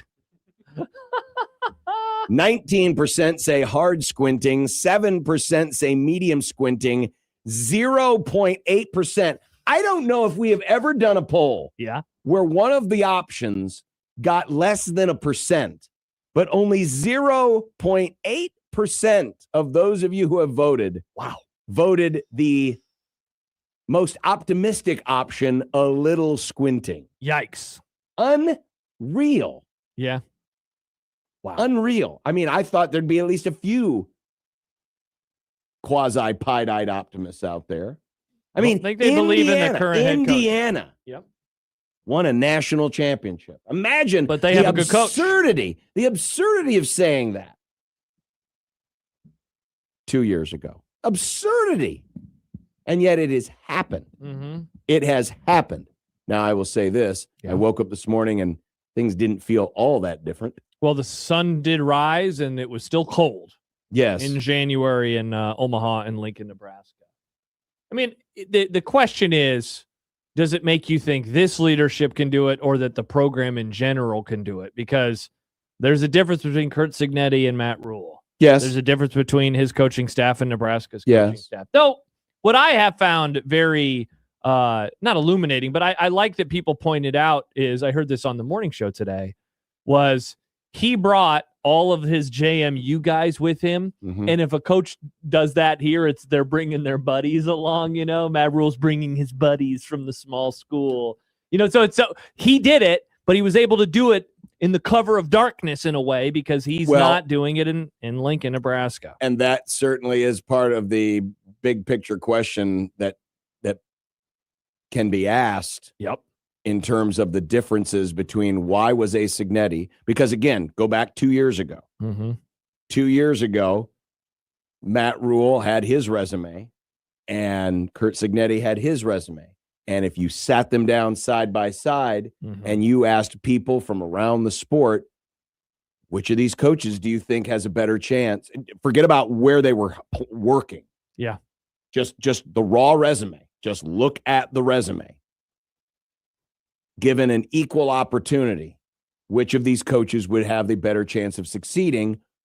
I would dare say most of them would say Matt Rule. Yeah, for sure. Because he was the one that had the building experience, took Temple to a championship, took Baylor to the cusp of a championship. And, while Cignetti had his successes at lower levels, it came kind of late in his career. Yeah, he was older. There weren't a lot of people when Cignetti was hired saying, ooh, Indiana, they got themselves one here. No. Nobody was saying that. At least nobody. And if they were, they weren't saying it very loud. Yeah, we weren't talking about, I don't remember us talking about Indiana until right before last season. Right before the 24 season was when we first started talking about And that's only them. because they were on Nebraska's schedule. Yeah, and there was some of those quotes that had, surfaced. It was like, oh, Google me, like that type of stuff. Oh, yeah, and we were having a good time laughing at it. But. Exactly. I remember going into that year thinking, okay, all this Indiana hype. Because the hype was maybe they'll finish like 14th. And I was like, that's ridiculous. They're going to be the worst team in the conference. Yes. 2 years later, the national champions. They are national champions. The Indiana Hoosiers. So, there's a lot of different, different directions we can take this. But, yeah, it is amazing when you think about it. But it goes back to one thing. What's that? And that's people. Yep. It's about people. Yep. That's the most important factor. Now, do I think that there are some advantages to being in this conference versus being in a lot of other leagues? Absolutely. But that doesn't make it any less spectacular what took place, because even within that conference, there's a hierarchy. I was going to say, thou say, shalt not pass Michigan or Ohio State. Oh, by the way, you also got to get past Penn State. Oh, by the way, you got to get past Nebraska. Oh, by the way, you got to get past Oregon. Iowa. You got to pick Oregon, all those West Coast schools. You got a lot of, Minnesota, you talk about a Wisconsin, line skipper. Holy Iowa. cow. Indiana's a line skipper. Yeah. They skipped a ton of people and went right to the top. Yeah, if it was obvious, like that's the funniest thing about all this. If it was so easy, why hasn't anybody else done this? Why hasn't anybody else been able to jump the line? We're not seeing this in the SEC. We haven't seen this in the Big Ten until now. It's been all of the usual powers. Nobody has been able to surprise like this. And in the end, I think the thing that is most surprising is how unsurprising it was by the end of the road that they won. Sure. A lot of people have been bringing up the comparisons that this is, yes, a Cinderella in the sense of where they have been historically. Mm-hmm. This is not a Cinderella in where they are right now, because we watched them all season long. We've watched them the last 2 seasons. If this was any other program, it would seem normal. It's the culmination of 2 great years, one where they level up in a few different spots and they keep a lot of the players that helped them take that step forward. But historically, of course, this is an outlier among all outliers. Absolutely. All outliers. We've never seen anything quite like this before, and I don't know if we ever will. I keep wondering, I've asked myself a million times the last, couple of months, is this a new era because of the flattening of the sport? Like, that is not changing. Or is it just a once in a lifetime coach that comes along and just completely changes the fortunes for one program and then it just ends? See, the issue here is, though, that there's not a million Cignettis out there. Correct. Just like there's not a million Tom Osbornes out there. But then again, how many Cignettis weren't discovered in the last 20 years? What a great question. That's a tremendous because question. that's the thing. Indiana took a chance on him. Yep. Indiana took a chance on him. But how many other Signettis are out there or were out there that never got that chance? Well, and how many too, John, are like him who bet on themselves? Like, I didn't realize this until recently. So, his dad, Frank Sr., he coached at West Virginia back in the day. And so Kurt was around a lot of coaches, growing up, where he's seen like older coaches, right, who are assistants. He goes to Bama, and he is seeing Saban bring in a lot of young guys throughout his time at Alabama. And at a certain point, he was like, I don't want to get into my 60s and still be an assistant coach. And so what did he do? Back in 2011, and that season, right before that season, he would have turned 50. That was when he went to Indiana University, Pennsylvania, which is incredible. That's where he went to start his career. So his bet on himself was to go all the way to the Division II level. And then he jumped up to Elon, which that's FCS. And then he was there for 2 years, and he jumped up to James Madison. And of course that led to Indiana. Like, that is a path that that is a long path. The millions that he is making right now are obviously, incredible. No way in hell he was making anywhere near that back in the day at IUP. No. But he wanted it. He wanted his shot, and he took advantage of it. And he obviously had learned a lot at Alabama and his previous stops. And then he learned a lot at IUP for 6 years, and then at Elon for another couple, and then at James Madison for 5. And by the time he got here, he had a lot of lessons.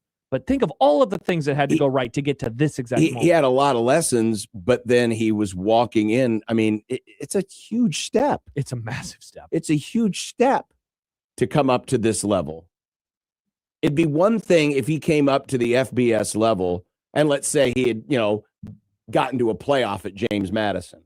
That's a significant accomplishment. But then he went from James Madison, comes to Indiana, and puts him in the playoff in year one.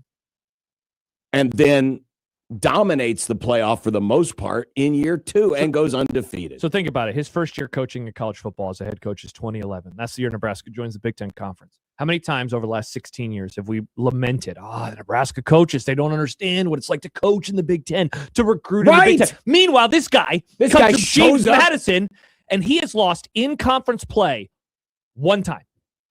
Once. In 2 years. And that was to Ohio State, who won the national championship. His only other loss was to Notre Dame, who lost in the national championship. Think about that. We spend all this time, Nebraska's coaches aren't good enough because they don't know what it's like to coach here. How did this guy figure it out? Or is it that they have really good coaches and they haven't? Is that what it's about? Here is Joel on the Prairie Flower Casino Zone hotline. Hi, Joel. Thanks for joining us here on the Grum. How's it going, guys? Good, man. Appreciate what you do. I always see you guys. I'm on the show with on Crash Davis's outdoor show a couple times a month. I always get in and check out the show live. But I just wanted to bring something that I've been talking about the past few days and last year. And not to take anything away from Signetti. It's amazing, the Indiana story, everything super impressive. As a Husker fan for life, still happy to see Indiana's story. But Matt Rule came in from a failed tenure in the NFL with 0 players, and inherited, let's just be honest, a dumpster fire. And, Signetti brought his proven players that understood his system, not all of them, but he went in with a college system that was working where he was at. He just elevated his game. Matt Rule, I'm not really too upset with his job so far. I think he's starting to realize he actually has to coach. He can't just put assistants in place and go off and do his thing. He actually has to coach now, and I'm excited to see what happens in the near future. Joel, appreciate the call. I mean, it would, sure, Rule didn't get a chance to bring anybody from the Carolina Panthers here, but I still think that's kind of overlooking it a little bit. These were guys who were playing at James Madison, who I'm sure were looked at by a lot of schools in the power conferences, and they were like, no, we'll pass on that Too guy. small, We'll pass on that guy. enough. We'll pass on that guy. Look at Pons. Pons is a great example. He's my favorite player, I think, on the Indiana Hoosiers. That guy's small and undersized, and yet that guy hits and he makes plays. Now, I mean, I will certainly hear the conversation, and I think it's an interesting one. especially given the last couple of years. If you look at the last 3 national champions, old teams, because of COVID eligibility. And that's going to be running out. This is done. This is the last year of it. So I think that's one thing to look at, but that still doesn't. Yeah, I know. Because I went back and I looked at all of the different transfers. Because I think there was a quote yesterday attributed to Nick Saban about, with the whole Big Ten's using money to get. Oh yeah, he said that on game day yesterday. And that's because you need money to coax players to come to the North. Mm-hmm. Most of the players that Indiana got from the transfer portal are from the North. They didn't go down south and get anybody. Fascinating. They got a couple of Wisconsin guys. They got a Notre Dame guy, and of course all those James Madison dudes. Mm-hmm. Mendoza from Cal. And again, how many of the transfers that Indiana got were some of the highest ranked transfers in the portal? They weren't. If it was that easy, why wasn't everybody else doing it? They weren't. That Mendoza guy was not the number 1 quarterback out of the portal last year. The number 1 guy out of the portal last year, you know where he was? On the other sidelines, at least the costliest. All the reports were that Carson Beck was making $4 million out of the portal. He was the most expensive quarterback. Yeah. Think about that. And they got Mendoza. I mean, there's no question, and this has been at the heart of my argument. I am still personally more impressed with the Bill Snyder turnaround because I think it was harder to do it then. Now, Cignetti did it faster and went higher, but that's why I lean Cignetti. The transfer portal helps. Being in the Big Ten helps. Having the money helps.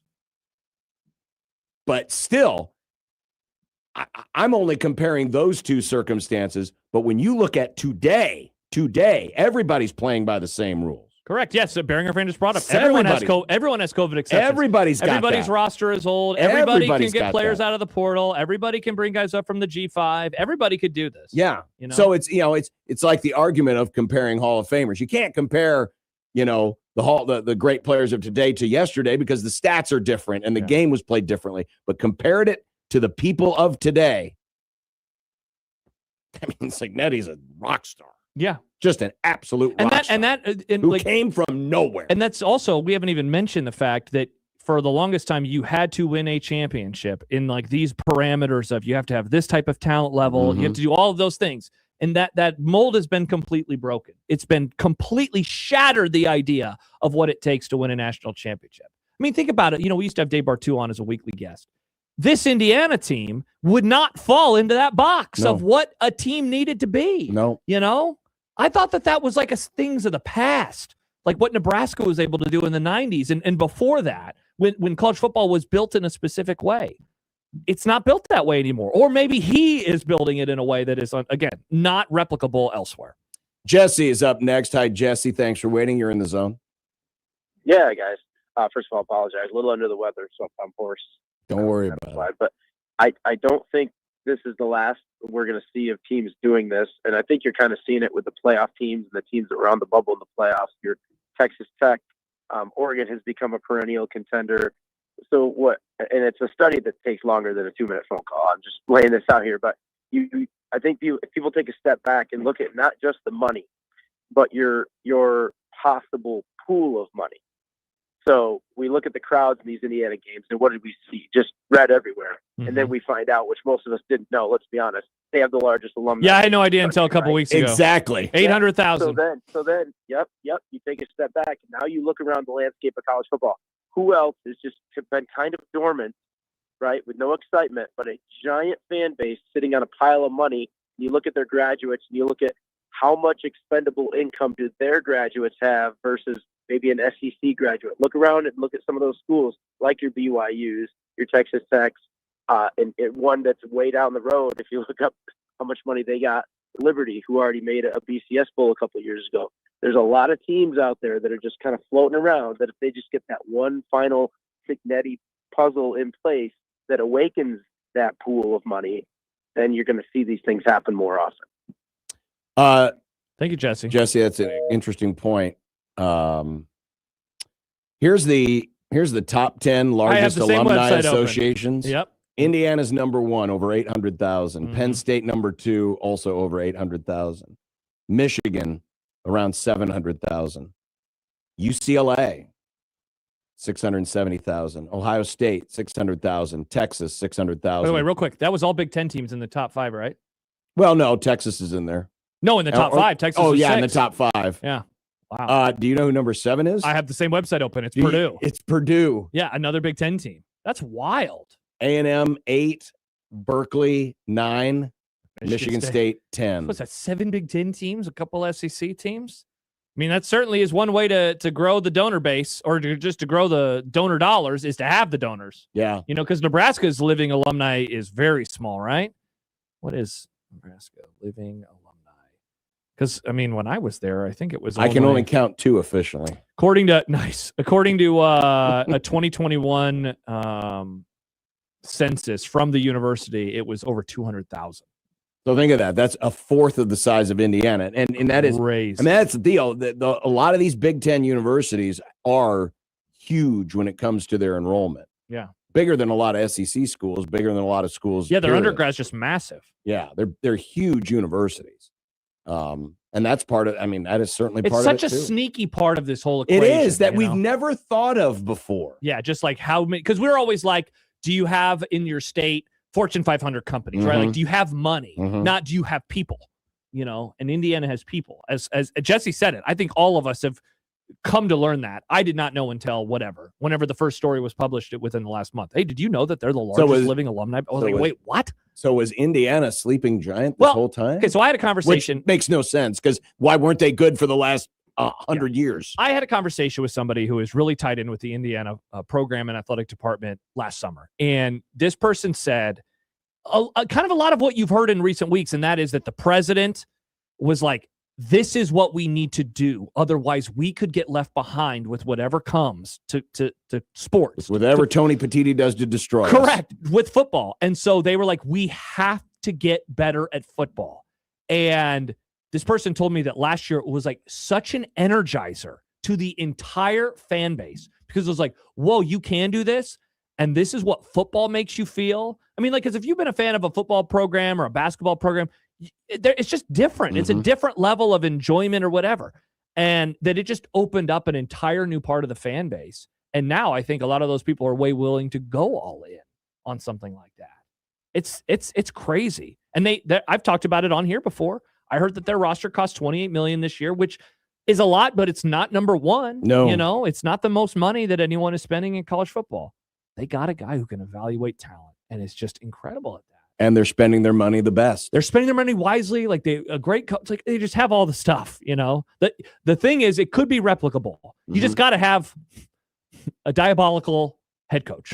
Can you figure that part out? Diabolical. In all the best ways. Says that Kurt all the best Cignetti is ways. diabolical. Well, he was definitely diabolical last night when it came to one particular decision. We'll have that and more as we continue. Michael Brunt's coming up at the bottom of the hour. Also, we have tickets to give away to tomorrow night's Blue Jays versus Xavier men's basketball game. And we will do that as the Grum continues on 1620 The Zone.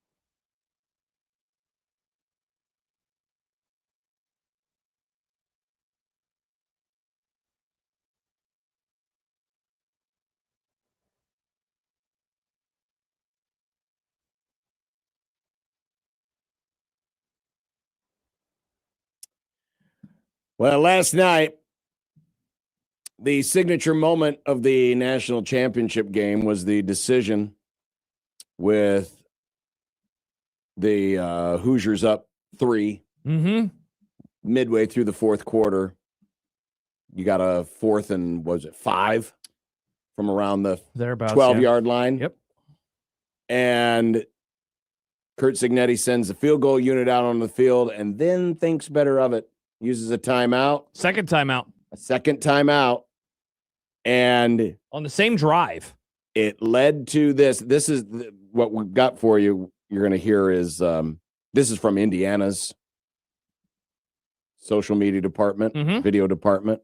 So you'll hear a little Curt Cignetti and then you hear a little bit of the play-by-play, but it obviously results in one of the more memorable touchdowns of 2026. We're going for it!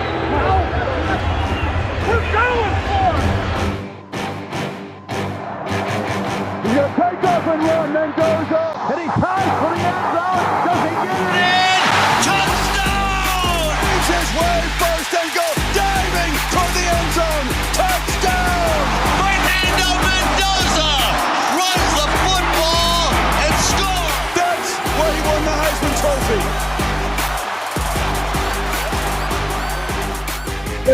I mean, I don't know what you thought, Josh, in that moment. The first thing that came to my mind was John Elway's helicopter run. Now, Mendoza didn't have the same story as, Elway did with, the lifelong pursuit of, the white whale and the AFC's losing streak and his own personal losing streak in the Super Bowl. But just the extra effort. And when he made that well, first of all, he had the first down. And I thought, okay, well, you don't need to fight anymore. You got the first down. Now you can work some more clock and probably get a touchdown. He just kept going. He just kept going. And then that last dive, and man, you talk about a tough kid. I mean, this is a tough kid. Were you still watching after the game when he was talking to Holly Rowe and she was like, show your arm? And it was just all battered all and bruised bruises and bloody? All bruises. I mean, he got hit a lot. I have no idea if he's going to be a great NFL quarterback. I mean, I can't. Part of me, I can't wait to hear the breakdown of his draft. And then there's a part of me is I'm going to get sick of hearing it. Oh, yeah. Because we overanalyze these people to death. But there's no question in my mind he is a winner. Yeah. I mean, and he is tough. And he will do everything that the team needs him to do.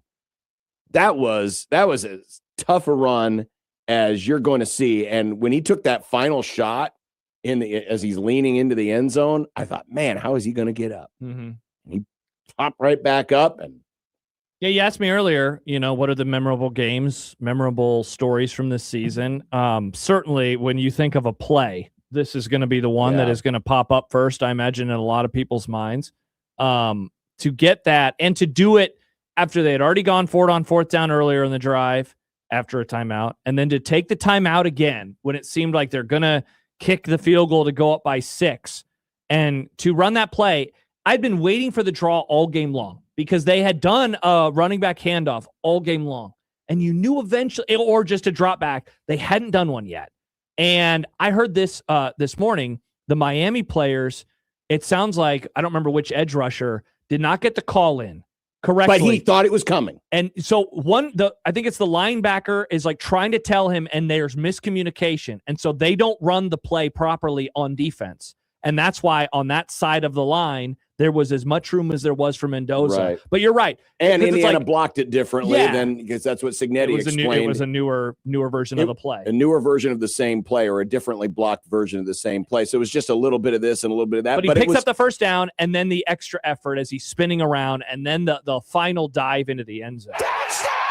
It was a touchdown wow. And that was, in my opinion, that previous play, the touchdown wow play, was the most memorable play of the season, the touchdown pass to Omar Cooper. This, though, I mean, it's the fourth quarter of a national championship. Yeah, it's a game. signature moment. Let me ask you this, because I heard this question this morning. Does it lose any of its luster for you that, a drive later for them, they're in a similar boat and they decide to kick a field goal instead of go for it again? Because I'll be honest, when they kicked the field goal to go up by 6, I thought that was a mistake. I thought that they should have gone for the first down and tried to win and tried to score a touchdown. to go up by 10, or at least get a first down and then end the game with some kneel downs. I was a little shocked. They were a bit further back. I think it was fourth and 6. This was 4th and 4. And I know you're thinking it's only 2 yards, but they ran their play. So maybe they didn't feel like they had the right play to go. I don't know. It's an interesting thought exercise. Because when you go up by 6, the team knows touchdown is all we can do. Whereas if you go up by 3, there is something psychologically of, all right, let's just get into field goal range and we'll play for overtime. And so I was a little surprised. Some of it too is having confidence in your defense. For sure, and confidence maybe that Carson Beck is going to finally throw one that lands in your hands, because he had gotten close to doing it. And not somebody else's hands. And he did. Yep. That was another thing. Maybe a little old school thinking actually works now and then. Oh, here we go. Way to go, Now, Kurt. I like field goals. Way to go, Kurt. You're not falling into the Dan Campbell trap. I have 4th out. I got to go for it. Am I weird for having mixed feelings about this incredible touchdown from Mendoza? Why? Why would you have mixed feelings? Because that 57-yard run from Fletcher was incredible. That was awesome. I saw that and like, this is insane. And then that happened and it was also insane. It's like, yeah, this is really cool, but it's going to take away from that other thing that was also really cool. These are both really cool things. That's weird. Yeah. Now everybody's talking about that. No one's talking about Fletcher. I know. Game. You know what? That's actually a good argument because, Caleb Williams' greatest throw on Sunday was when he hit Cam Curl on that beautiful outcut in overtime. And everyone's conveniently forgetting about the one he threw at the end of regulation. They have certainly forgotten that. That was a great completion by Williams to Cam Curl. Why can't Fletcher get his flowers too? You just gave him his flowers. That was it was a fine touchdown. By the way, did you see this? Bill Conley's post-game win expectancy was Indiana 14%. I did. In other words, it was basically 4 plays. That says that Miami's stats and game flow, they should have won the game. It was 4 plays. It was the block punt, of course, for the touchdown. It was the Mendoza 4th down play. It was the interception, and then there was one. Oh, it was the 4th down completion earlier in that drive to Becker. Those were the 4 plays that essentially swung the game Indiana's way. Pretty crazy.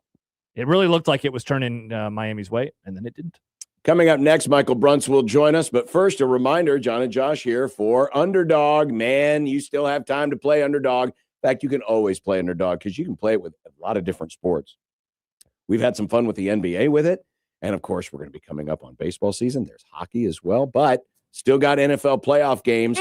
And coming up this weekend, it is Championship Sunday, and you can go pick your favorite players and determine whether or not they're going to go higher or lower on stats like touchdowns, receiving yards, maybe it's receptions or rushing attempts. Could be anything. Kickers, any position. There's so many different options. You can win up to 5,000 times your cash. And when you download that Underdog app, use our promo code and get some extra plays to get you started. Promo code John1620 The Zone. Have you mentioned that you can do it in Nebraska? No. Put in that promo code 1620 The Zone. Score $75 in bonus entries when you play your first $5. Underdog. Make picks, win money. Must be 19 plus and present in Nebraska. Terms apply. See assets.underdogfantasy.com for details. Concerned with your play? Call 1-800-GAMBLER or visit ncpgambling.org.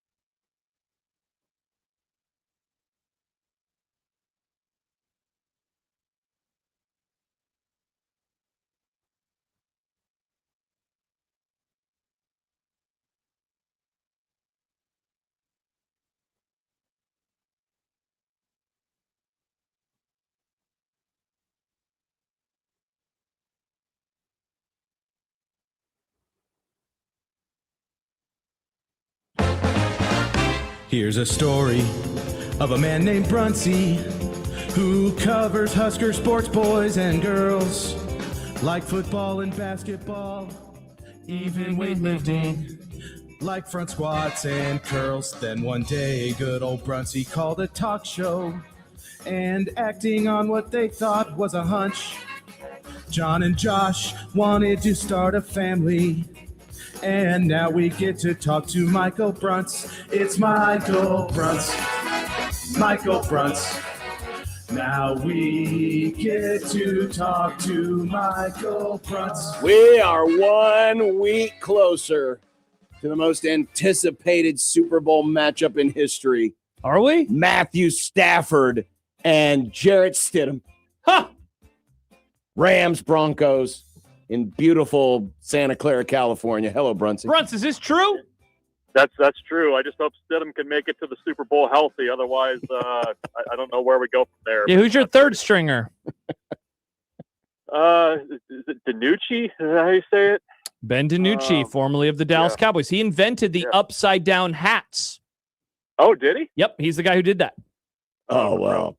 He's a fine American. I need to get one of those upside down hats. It says like 1620 the zone, but it's upside down. What a moron. Let's just turn it upside down. He could be a Super Bowl moron, John. Well, let's hope it doesn't come to that. Why, you're rooting for the Patriots? No, hell no. Oh, okay. I misunderstood Hell you. no. I'm sorry. I misunderstood what you were saying.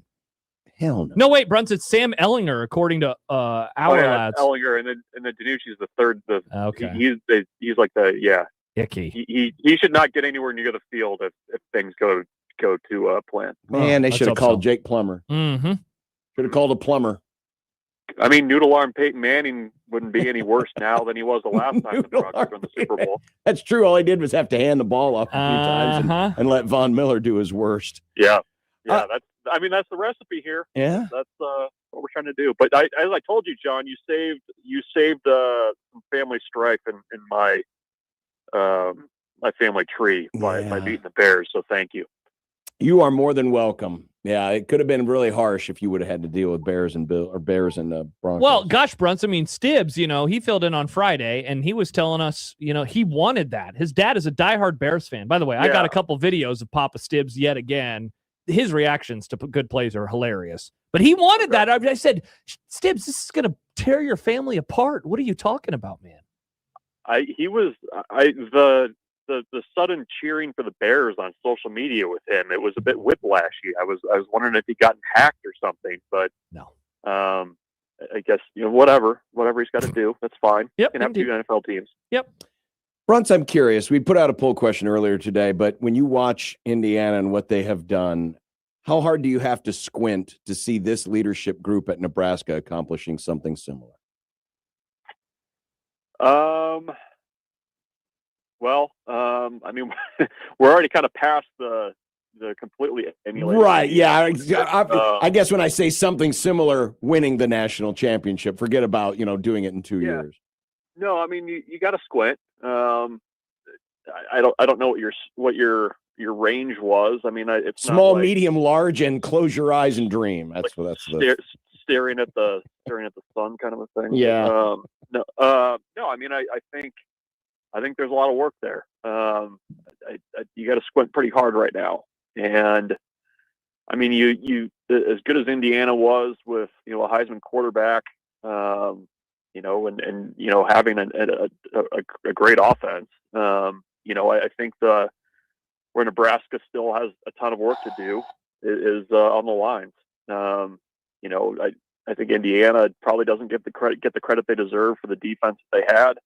The defensive line and front seven that they had, they were steady on the offensive line as well. And I think that to me is what's going to keep Nebraska from, let alone even having like a national championship conversation, but even even sniffing the outside of the college football playoff.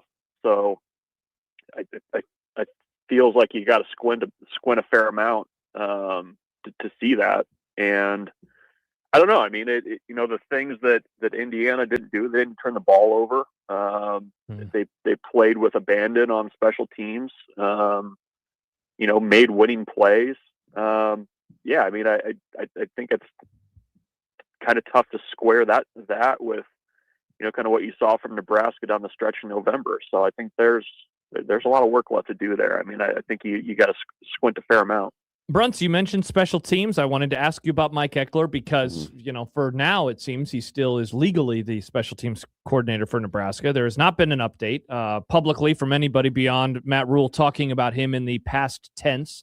Twice now, yeah, including on the flagship network. Why is this the case from what you understand about what's going down? About why things are trending the way that they are? No, more. Why has the trend not followed all the way through to where this is official yet? Well, I don't know. I mean, from talking to our USC guys, it seems like USC is taking its sweet time with a lot of things right now. And unless things have changed in the last 24 hours, they don't have a defensive coordinator right now. There's other hires that need to be made there. And I don't know if that's factoring in things but the last thing I was told, and this was a few days ago, was that basically USC is not moving quickly with about anything right now. So I don't know if that's, the only reason for the holdup. But that was something that was put out there to me. So I don't know. I don't know how you would, listen to what Matt Rule said over the last 72 hours, however long it's been since he was on the Zach Gelb show, and then on Friday night, and think that things are going to turn out differently. But I think the delay is probably more so from the West Coast, I think, or at least what I was told. Yeah, it would seem at this point, just given how Matt Rule has spoken about this, that the odds of a reunion are very, very slim at this point, wouldn't you think? Yeah, I mean, it would be a walk back. Big walk back. A big one, yeah. So, I don't know. I mean, when you even kind of start saying, what direction you want to go if it happens, I mean, that's a pretty good indication of where things are at. So, I don't know, but I guess they have a plan in place for whenever things actually officially happen. Yeah, do you buy into that plan? This has been a special teams unit that for a decade running had been, average in the good years, well below average most of the time, into the 100s in a lot of metrics, and then they really broke through. Like, do you buy that they're able to take the Eckler playbook and apply it to 2026 with some new voices? Yeah, I mean, I think you can get some things done. I mean, I think that it seems to me that a large part of, or maybe not large, but a part of special team success is just having guys in the right spots to do the job. I mean, I think even just the long snapper at Nebraska. I mean, you saw the difference from year one of Matt Rule's tenure to how things changed, in year two, and how they changed into year three. I mean, I think they feel like they've got somebody in place there that they can kind of continue that. I do think having Brett Maher around helps a lot with the specialists, especially the kickers and punters. That's fairly unique as far as college special teams go, to have somebody that has that experience actually working with the players. I think that helps. What I do wonder, and go back to, what was said and what was written when he was hired and around the start of fall camp too. I mean, I think, also just kind of the energy, I think, and that Mike Eckler has, and getting people excited about special teams play and the importance of it. I think there's also a little bit of magic there too. So, can you completely replicate that? I don't know. I mean, I'm sure that, they have the teaching progressions and the scheme and everything else. But, do you kind of still have that same point man to kind of get everybody in the building excited about it, pulling in the same direction? I don't know. But, I think that's also in addition to, what Matt Rule's talked about with the way he teaches special teams. I think there's also just kind of having that guy that drives the bus energy wise, I think is pretty important too. Had it not been for all the stuff regarding Mike Eckler, one of the things that probably would have come out, or bigger news stories that would have come out of Rule's most recent media appearance, would have been the fact that there's going to be a real spring game again. Yeah, and really early. But really early, with spring football starting next month and the spring game on March 28th, which also, by the way, coincides with the second weekend of the NCAA basketball tournament. Now, maybe in most years that wouldn't be a big deal. This year, a little different. But this year it might be a little different. Why so early?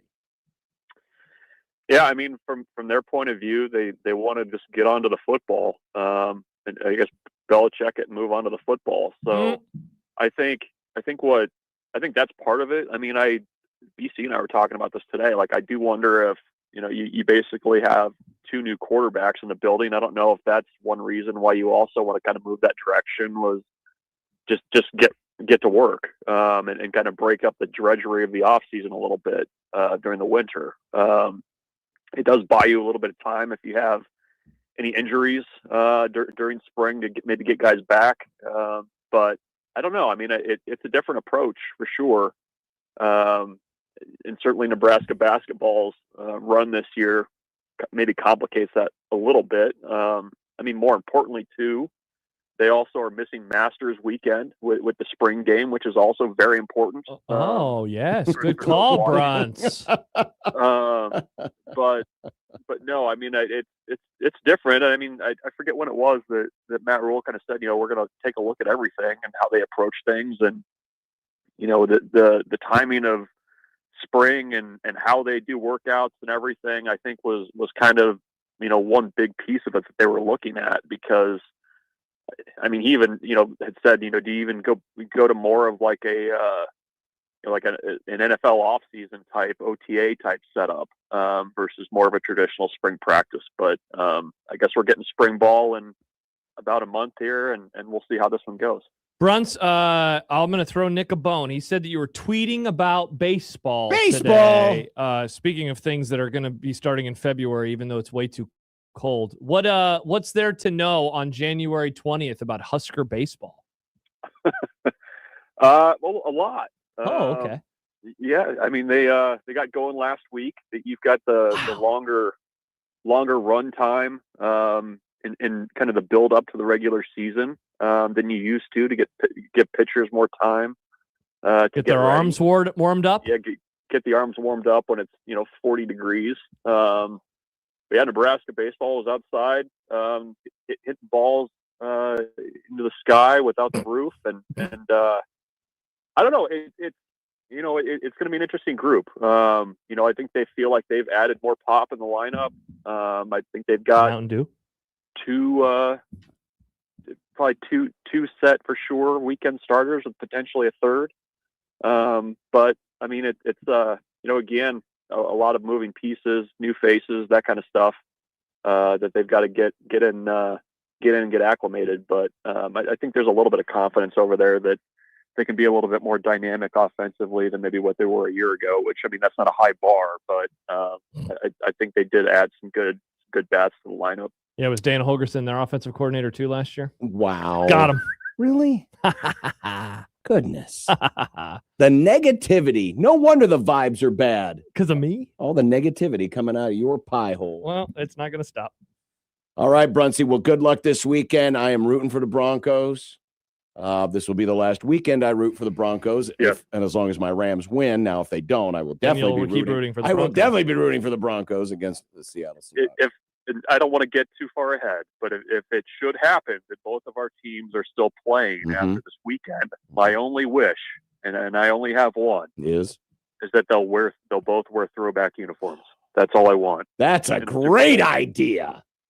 That is a capital idea. I like it. The Horse D and the old Rams uniforms. I like it. With the white. Never happened, but that's what I want. Okay. No, we're talking, like Kurt Warner. We're talking to Kurt Warner, Jim Everett, Those are good Eric uniforms. Dickerson, Those are good uniforms. And obviously the Broncos need to go back. Everybody agrees. Yeah. One of the best uniforms in sports. Let's just go away and have this dumb thing. Okay, cool. This dumb thing. Ridiculous. Acting like children. Brunsey, have a great week. Bye, Bruns. You too. Good luck. Michael Bruns joining us as he does every week on Tuesday on the Prairie Flower Casino Zone. Hokisker says, boy, oh boy, Josh, I hope you're a little more optimistic on Bolt and the boys this year, going for a three-peat Big Ten champs. It's going to be harder this year because I don't know if you know Kurt this. Signetti's coaching baseball now too. Well, it's interesting you mentioned that because I because was of looking. Indiana? I was looking up the schedule. Guess who Nebraska baseball plays on the day of the spring game? Is it Indiana? It's Kurt Signetti in Indiana. At home. What are you doing? I was waiting for it to play the I damn know. drop. And I was waiting Oh. because I wanted to see how long you would. Yeah, play it. See? Because there's a tiny bit of delay there. Yep. Tiny bit of a delay in there. Here are your World Series title odds from betonline.ag. This is great. LSU is 8-1, but UCLA is 9-1. We're way past time now, guys. Come on. What do you mean? We got time. No, we don't look at the clock, Nick. That's Got to fine. stay on clock, boys. Got to That's stay normal. on clock. By the way, Nebraska is at 200-1, which is behind Northeastern. How did Northeastern get on this list? I don't. You put them there. Not Northwestern, Northeastern. I'm Are just they going better off- at baseball than Nebraska? According to betonline.ag, they are. Wow, that's tough. They're 150-1, while Nebraska is 200-1. This is not no good, John. respect for the defending Big Ten tournament champions. Not great, John. Not great. No at all. respect at all. No. We'll continue with more of the Grum, including we've got Creighton tickets to give away. Nice. Let's do it right now. Okay. Caller 7. Oh, fun. Caller 7. We got a pair of tickets to tomorrow night's game, and it's at 6:00, so it won't be a late night. In honor of the Eastern start for tomorrow night's game, caller number 7. Caller number 7, 402-951-1620. You can see the Jays play Xavier tomorrow at CHI Health Center. And, of course, we'll have all your coverage right here on 1620 The Zone.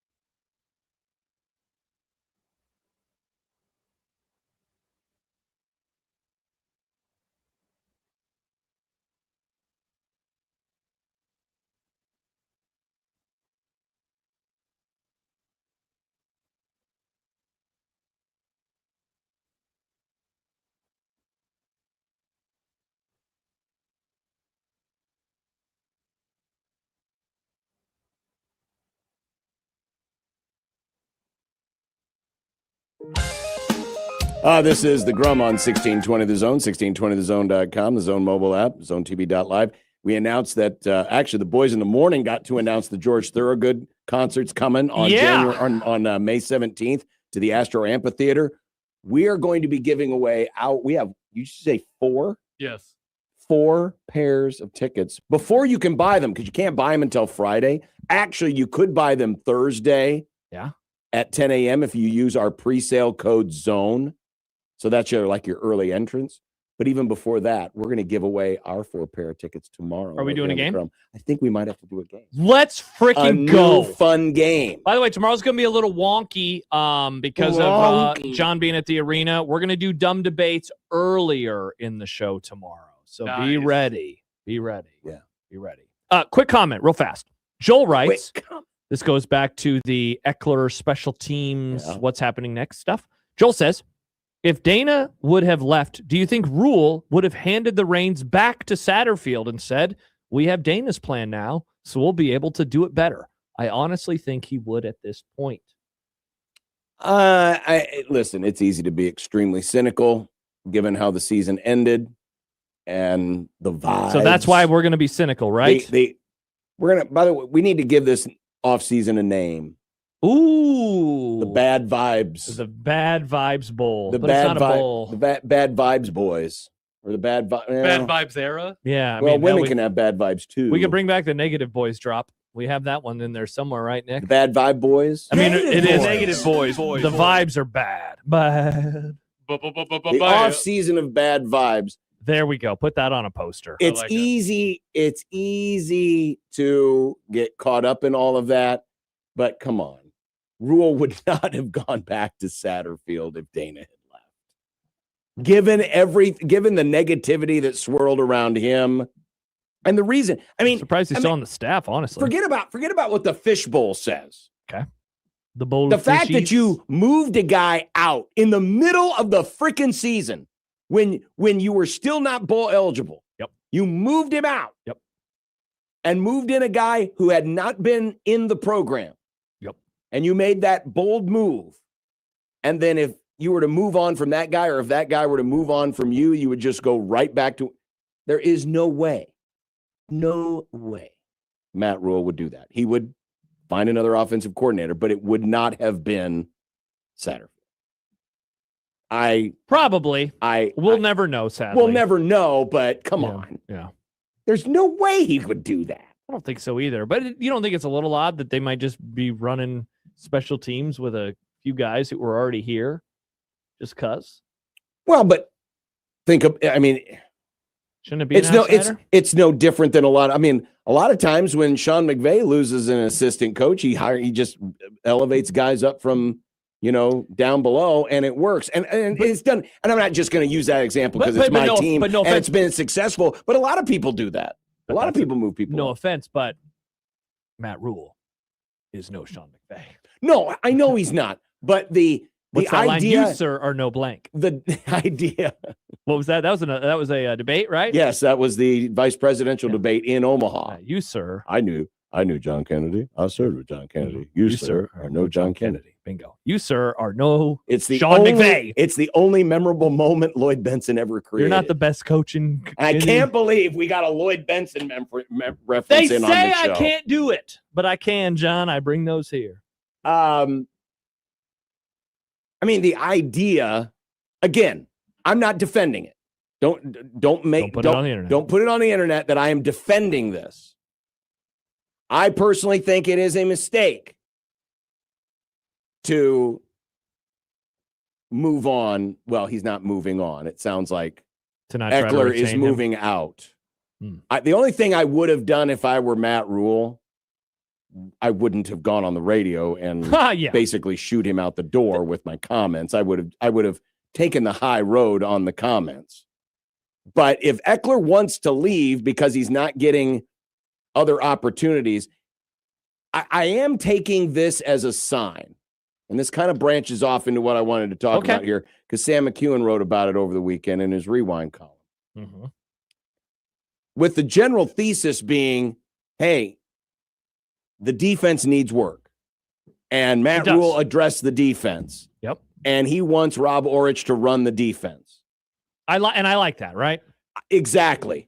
If anything, because I'm skeptical. I'm very skeptical. I am skeptical of the idea that we found out well after the fact that after they moved on from, or Tony White moved on from Nebraska, that they brought in Butler, but then handcuffed Butler by saying, "Oh, don't make any changes. Just run the defense," and didn't allow Butler to do it his way, which I think is a mistake. You let your lieutenants, you trust the people that you hire to do the job they were asked to do. Sure, but Rule didn't do that. No.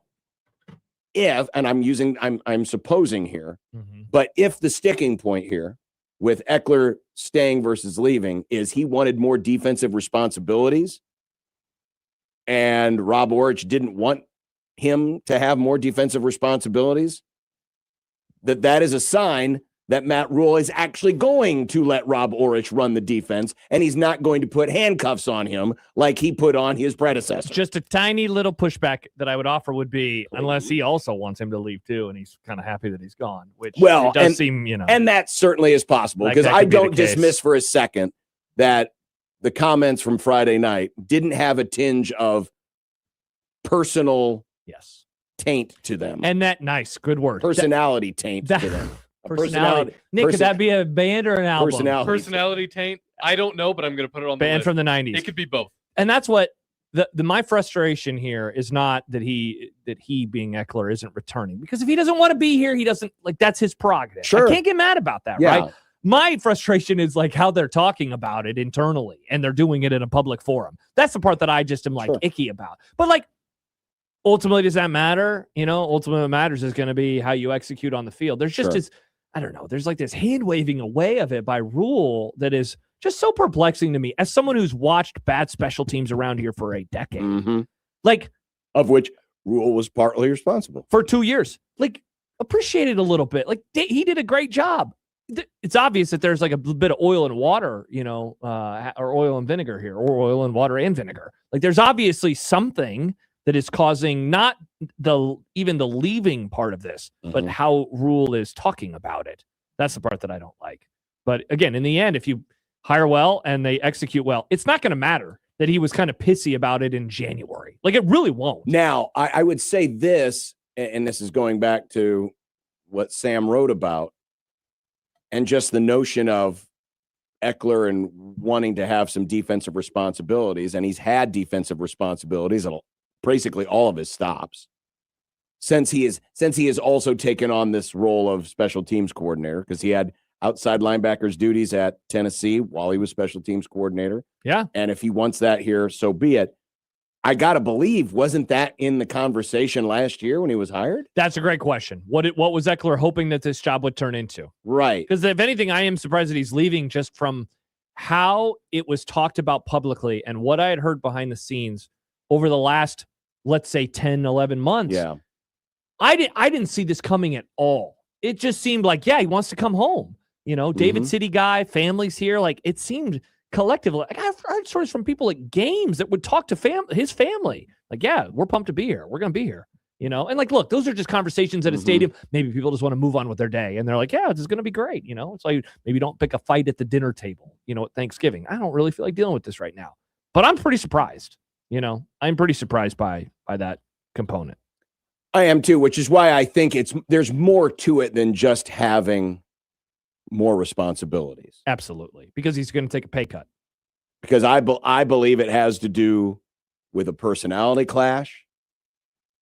I believe it has to do with the responsibilities. I think there's also an element where Eckler wants to be higher up in the pecking order, or at least in the decision-making process. Every organization has its hierarchy, right?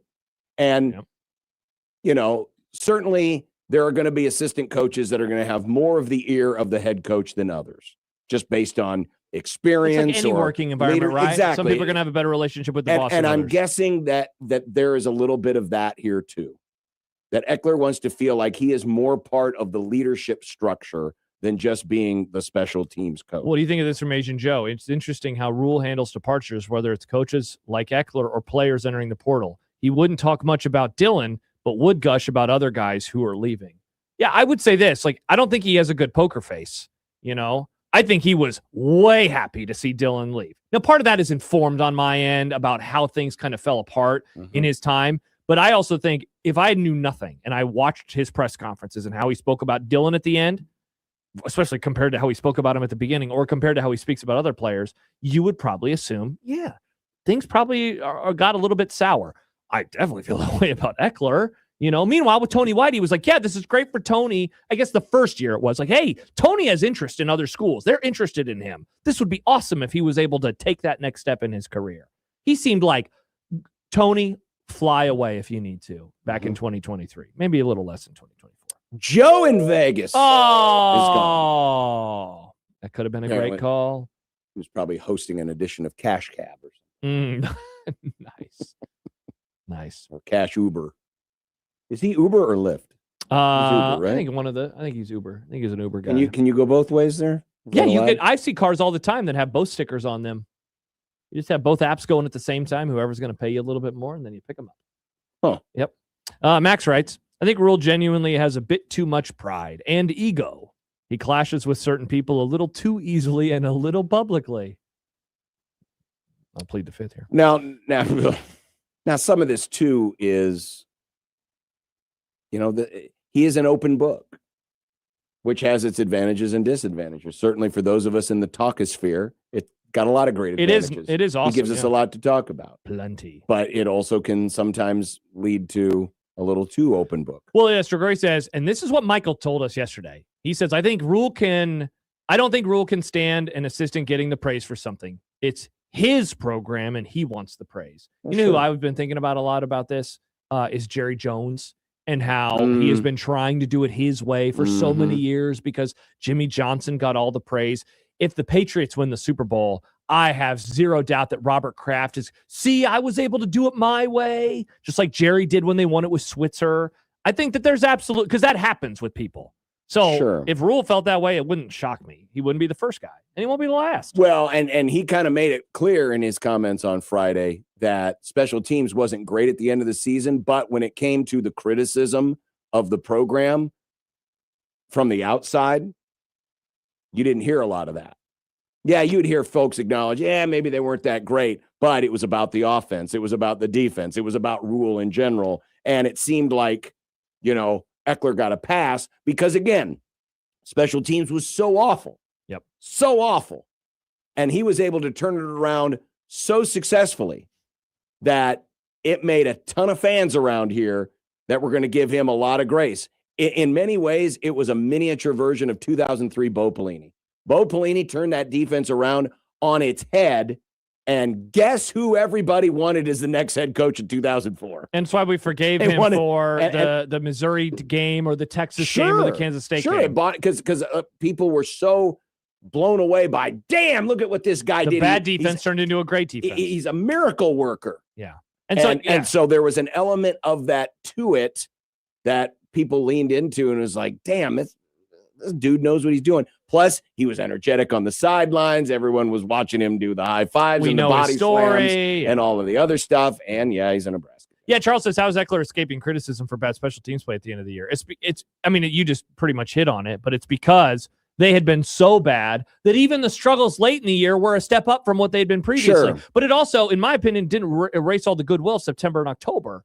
Again, without this special teams, they lose against Michigan State, they lose against Maryland, they lose against Northwestern. Special teams completely changed all of those games in Nebraska's favor. They did. I don't think they lost to Nebraska any of the games late. I don't think I guess if they make the field goal against USC, right? But they didn't lose them that game. They didn't lose them Iowa. They didn't lose them Penn State. Right. You watch those games, everything was broken by the end of the season. They scored 16 points on offense. They allowed 40 points. That's just the Iowa game. Yeah. What did Penn State do to them, Like that, the problems went so far beyond special teams. So that's why I have been a bit more forgiving of Eckler's special teams at the end of the year. Sure. Personally. 402-951-1620. We will continue. We got the super hot take market coming up. Yes. Skip will be joining us, so stay right there. We'll be back right after this on 1620 The Zone. But first, Josh and John here for Underdog Fantasy, the Underdog Fantasy app, underdogfantasy.com. The playoffs return in 5 short days. 2 games this weekend, and it's so great, John, because you can make picks, you can win money, and you can do so in Nebraska. All you got to do is download that app, find a game, a matchup, a player that you think will go higher or lower on a variety of stats, put those together, and if you get them right, you could win up to 5,000 times your cash, and it goes beyond the NFL. You got basketball tonight. You got baseball coming up in a few months for Nick. All sorts of stuff on the Underdog Fantasy And app. you can play it right here in Nebraska, no having to go across the river or use a VPN or anything like that. No, you can do it right here, right on your phone. So download that Underdog app today. And when you use our promo code 1620thezone, you can score $75 in bonus entries when you play your first $5. So again, sign up for the Underdog Fantasy app, use our promo code 1620thezone, and score $75 in bonus entries when you play your first $5. That's promo code 1620thezone. Underdog, make picks, win money. Must be 19 plus and present in Nebraska. Terms apply. See assets.underdogfantasy.com for details. Concerned with your play, call 1-800-GAMBLER. Visit ncpgambling.org.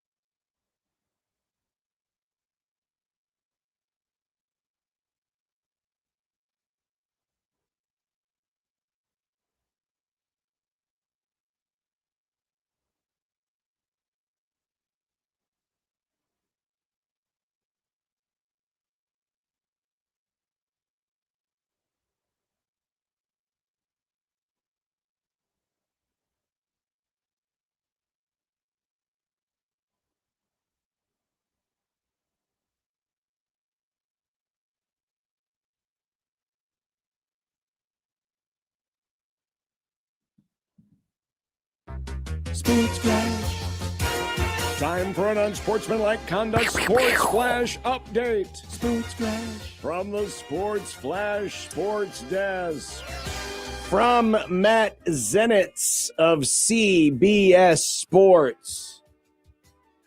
It is now official. The University of Southern California, located in Los Angeles, has now made the announcement that they have hired to be their new special teams coordinator. Is it Matt Rule? Sports Flash. Mike McDaniel? Sports Flash. Eckler.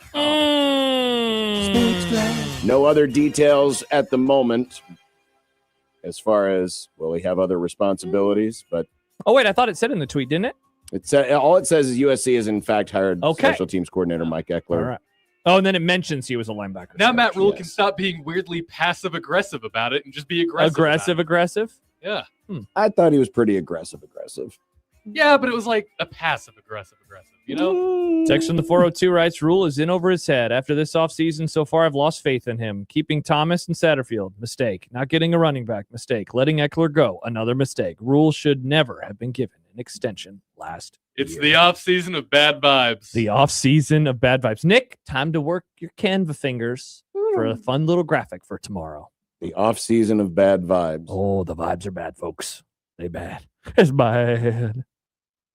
Now, again, should Matt Rule have just gone down on his knees and begged him to stay? Please. They did offer him the big contract. For sure. And in the middle of the season, according to Rule. And if it's about coaching responsibilities, if the new defensive coordinator says, no, I'd rather, roll with the guys that I have, which, by the way, still does include, guys that were carried over from the previous staff, and then they brought in, new D-line coach. But if that was the case, can Matt Rule take all of the blame here? That's my point.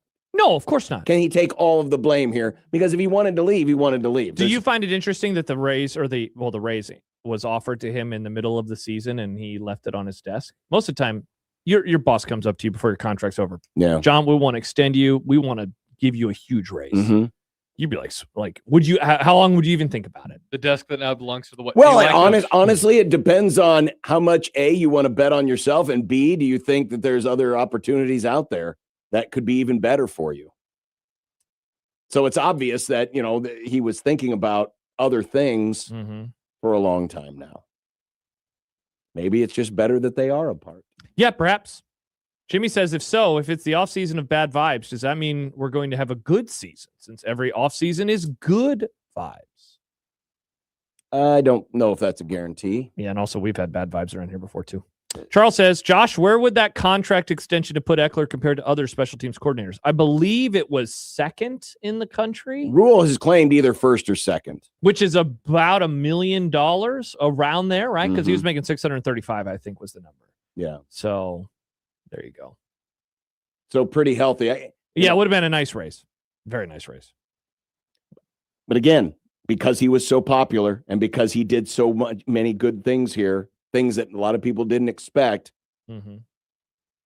it's going to come across as if, how did Nebraska let him leave? Versus, well, maybe he wanted to leave. I'll say this, whomever the next special teams coordinator or coordinators are, they're going to be under a microscope. Oh, absolutely. Microscope this whole year. Absolutely. Even in the spring game, they'll be under a microscope. You better make all your kicks. I can't think of a worse place to be under a microscope. When John's doing overreaction that day, there ain't no A, there ain't no overreaction. B, I'll I'm be not at the doing Elite it. Eight site, so you don't have to worry about me doing the show. I'll be somewhere wherever that is. You ain't going nowhere. Why not? Why am I not going anywhere? Because I said so. You can't tell me what to do. You get to travel all the time for basketball. It's my turn now. You don't cover Nebraska basketball. We talk about them on our show. So why don't I get to go? You don't want to go watch Nebraska cut down the nets to go to their first Final Four ahead of Creighton. Well, that's not happening anyway, so what do I care? Oh, interesting. Put that on the list. Get the tomatoes. Get the tomatoes. I can make you this promise.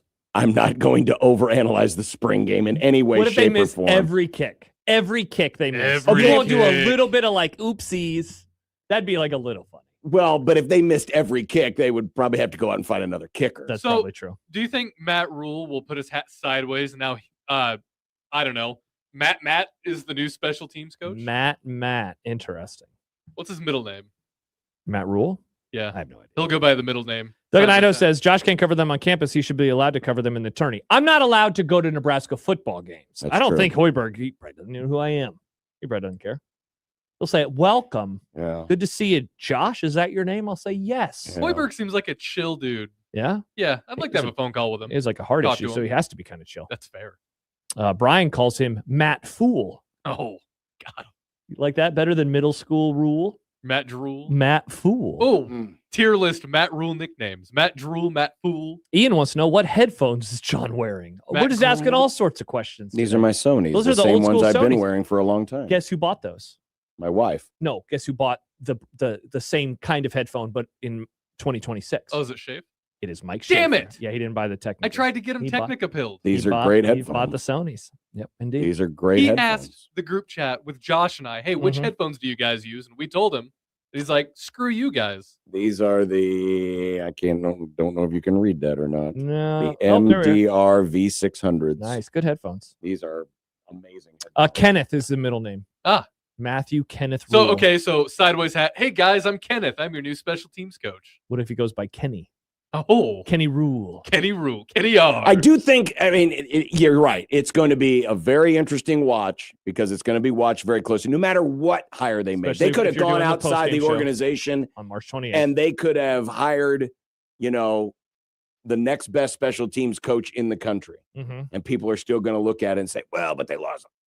The fact that they are likely going in-house with the trio, or maybe it's a duo, and a menage. and Rule said, hey, he taught us a great teaching, progression, and we're basically just going to take his plan and we're going to do it without him. Mm-hmm. That can be very. Does it make does it make some logical sense? Sure. If you have a great recipe for a tomato bisque, Okay, I was going to if say you got a great buffalo sauce. recipe for it, can you make a great tomato bisque? Absolutely. Bisque is cream But based. if you're not the person who first created it and knows just all the right little idiosyncrasies. Did you and I have this conversation recently about recipes, or was I having a conversation with somebody else? Well, I used this analogy yesterday with Okay. Michael. Yeah. With But it's the idea of passing down a recipe. right, Yeah. where it's but this isn't necessarily like cooking, because there is a personality thing. I have no doubt one of the reasons why Mike Eckler is good at his job is because of his personality and because of how he does it.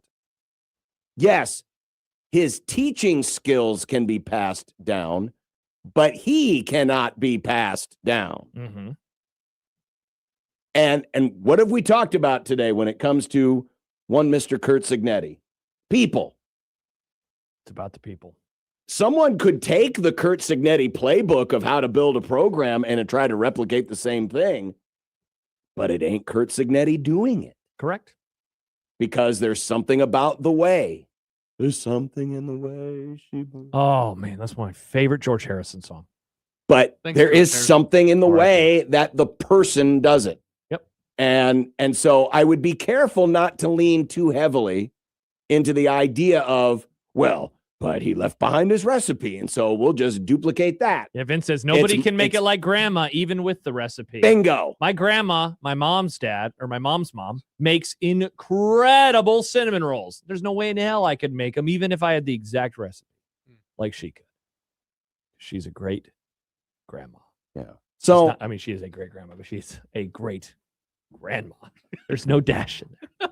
but if you want to talk about an easy barometer, You good? if you want to talk about an easy barometer for folks will be paying a very close attention to. On March 28th, when they're No, not on March 28th. reaction? I'm Oh. talking about during the actual season YouTube when there's exclusive. actual games happening that actually count in the standings. I do want more Granted, they exclusives. won't be against Power 4 competition. They'll be against Northern Iowa and Bowling Green or Go Panthers. no, it was North Dakota, wasn't it? South. It I don't remember. It's not Tennessee. Rats greatness as a baseball. It isn't Tennessee, John. You're right. Is how special teams does. The season could actually get off to a rather decent start, which it should, because again, you'll have 3 gimmies out of the gate. But if special teams kind of goes a little clunky, oh my God, people are going to lose their minds. They will. So there's going to be a lot of pressure. You know what they'll do, John? On the trio. If they do that, they will have a lot of hot takes, which we will get to next before Steve Sipple on 1620 The Zone.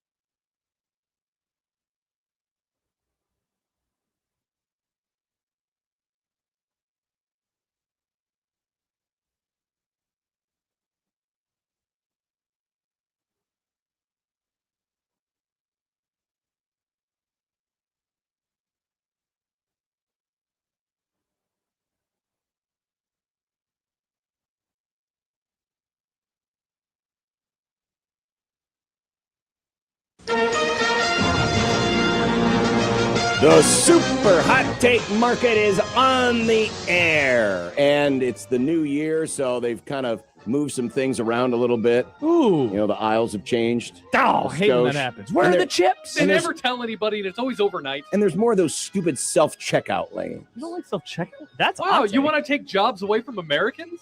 I love self-checkout lanes. It's in Josh, and out faster. Josh hates people. You don't like self-checkout? Only if I'm like getting a couple of things, but if I'm getting a lot of things, I would rather have someone do it. What for if me. me and John decided to replace you with a self-checkout? That person wouldn't have as good a taste That as would I be do. a fun show. Hosting with a self-checkout lane. I'm talking to the little boop thing. Every answer I get is boop. Would you like to round up? Boop. Boop. Your ID needs checked. Boop. And then the siren comes on because you're trying to. That's the other part. You can't check out beer. Well, then don't go to the self-checkout lane. Go to a different Exactly. lane. So just get rid of the damn self-checkout. All right. Anyway. Is that your hot take? No, that's not mine. All right. Hot take, I believe. We are in the 1980s era of college football all over again. So I looked it up this morning. Oh, SMU's cheating again. Nice. 1980 until 1989, there were 7 different national champions. Along the way, Clemson, Penn State, Miami, and BYU all won their first national championships since 2019. So 7 seasons. We have had 6 schools in 7 seasons win national championships. LSU in 2019, Alabama in 2020, Georgia in 21 and 22. They're the only team that has won twice since 2019. And then Michigan 23, Ohio State 24, and then Indiana this year. So, John, would it surprise you if we saw a team not named LSU, Bama, Georgia, Michigan, Ohio State, or Indiana win at some time between 26 and 29? What about a first-timer like Oregon? We'll talk about that type of stuff later. What about Texas or Ole Miss out of the SEC? Why not Penn State? Why not the runner-up last night in Miami? We have absolutely entered into an era of parity, and I think that is showing itself with all of these, not new champs, though Indiana is, but just no consistent back-to-back type situation. We are out of that era of college football. Well, if I love it. We're going to make this the 80s again. Can we have like different offenses again so that not every team looks the same? That would be nice. Let's bring back the I formation and the option, the wishbone, the run and shoot, the veer. That'd be tight. You need a vial? The pro set. Give me a vial, Nick. Need to fill it up. It'd be pretty sweet, John. Hot take. Okay. We don't need to get rid of the rules analysts on football telecasts. We just need better rules analysts. Oh, interesting. Awful announcing went off on this screed today, and occasionally awful announcing, they have awful takes. And one of their awful takes was, we just need to get rid of the rules analysts. The Mike Pereiras, the Bill Lamagnes, the Jim Tims. The Jim who? Jim Tim. I don't know. I always just rhyme Jim and Tim together. No, we just need better ones. I mean, there's some truth. Are there better ones? Sure there are. I mean, one of the conclusions they came to is, I think they'd rather see more analysis on the game and less analysis on the rules. Well, sure, but guess what?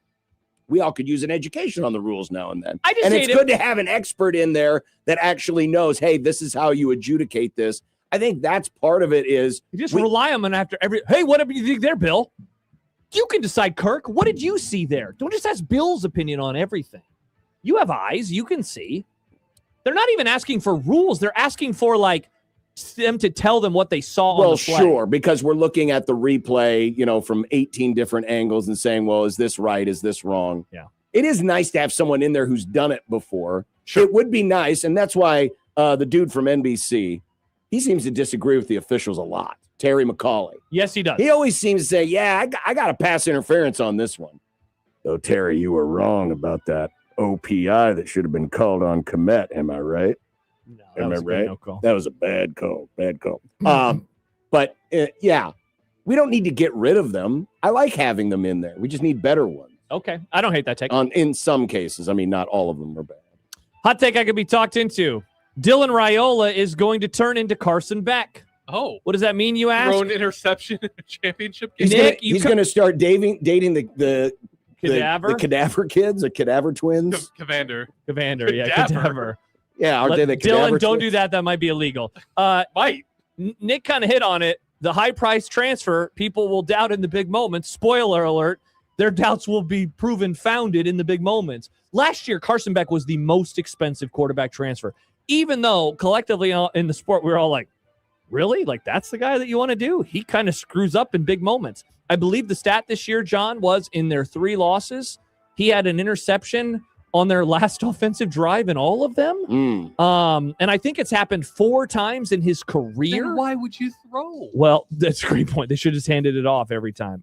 I think that Dylan Raiola has a lot of warts to his game, and I think that we will see those doubts founded. I mean, Carson Beck was put in a great situation, but he couldn't make the big throws, and that cost them at the end of the game. A better quarterback, and they're the national champions this morning. Said they have Carson Beck. Here's where I would disagree, because Dylan's going to be basically sitting this year out. That's true. In an effort to develop and get better. Carson Beck did not do that. So you're going to say he will be the Dante Moore of college football? Well, That would be the other interesting thing would be how much is Dylan getting from Oregon? That's a great question. Is he I wish I could taking tell a you. pay cut? I would have to imagine he is. I think he is. I would have to imagine. I think he is. They're not going to pay a non-starter that much. That's correct, Nick. $3.5 million bucks? No way. That's a lot of money. A lot of money. Nick, do you have any hot takes? Yeah, I got one I've been noodling around for the last couple of weeks. Uh-oh. I don't think Dylan Raiola will do very well for the rest of his college career. Don't hate it. I don't think he's going to be a backup forever, but I think he's going to go to some small school. He's going to be decent. So you think he's going to leave Oregon? At some point, yeah. Wow, that's interesting. Okay. I'd be surprised if he stays this whole next season. Wait, so you think he's going to be one and done at Oregon? I think so. Then why is he going to Oregon? For the merch? Maybe. He wants a shirt. I don't know. Shirt's from Frank. I think he could end up being pretty good.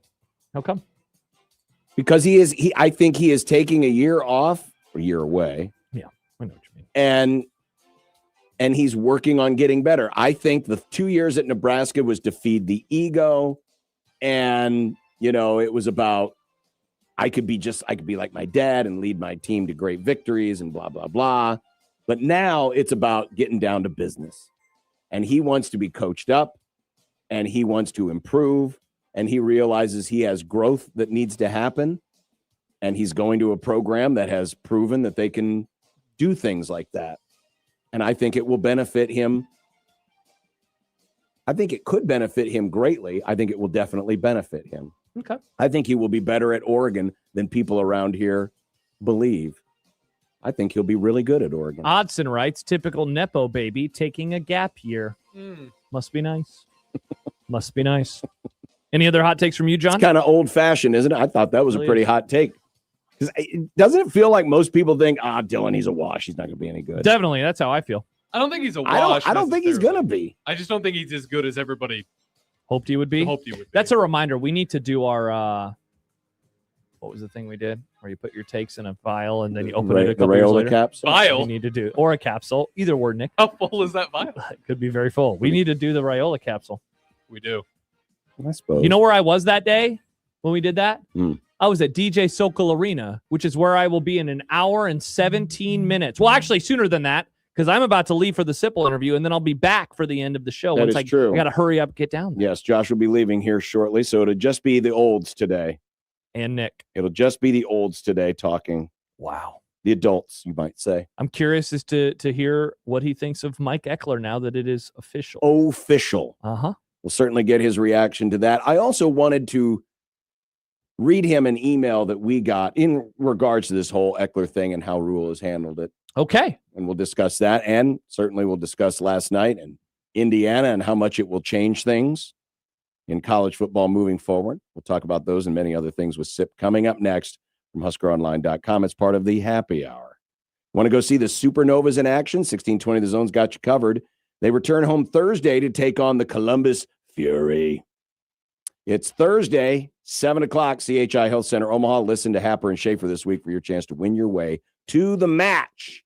Josh, have a safe trip. We'll talk to you in about a half hour-ish or so. Join me for Stephen M. Sipple as we continue next on 1620 The Zone.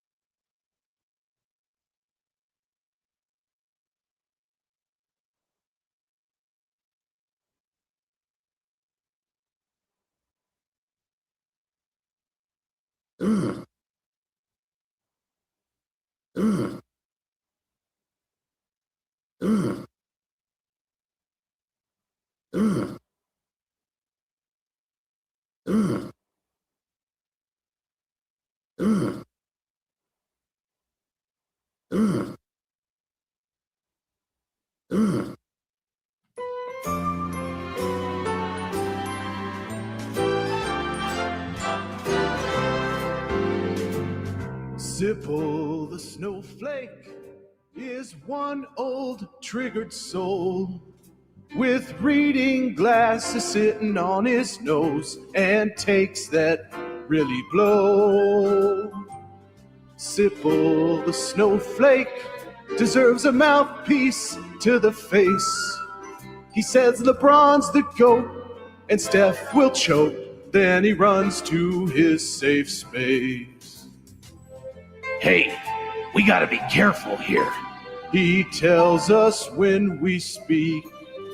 But when 10 games air in a day, he thinks that's too many. Oh, Sipple the snowflake says words like mature. He's a blogger now and an honor too, and also really old.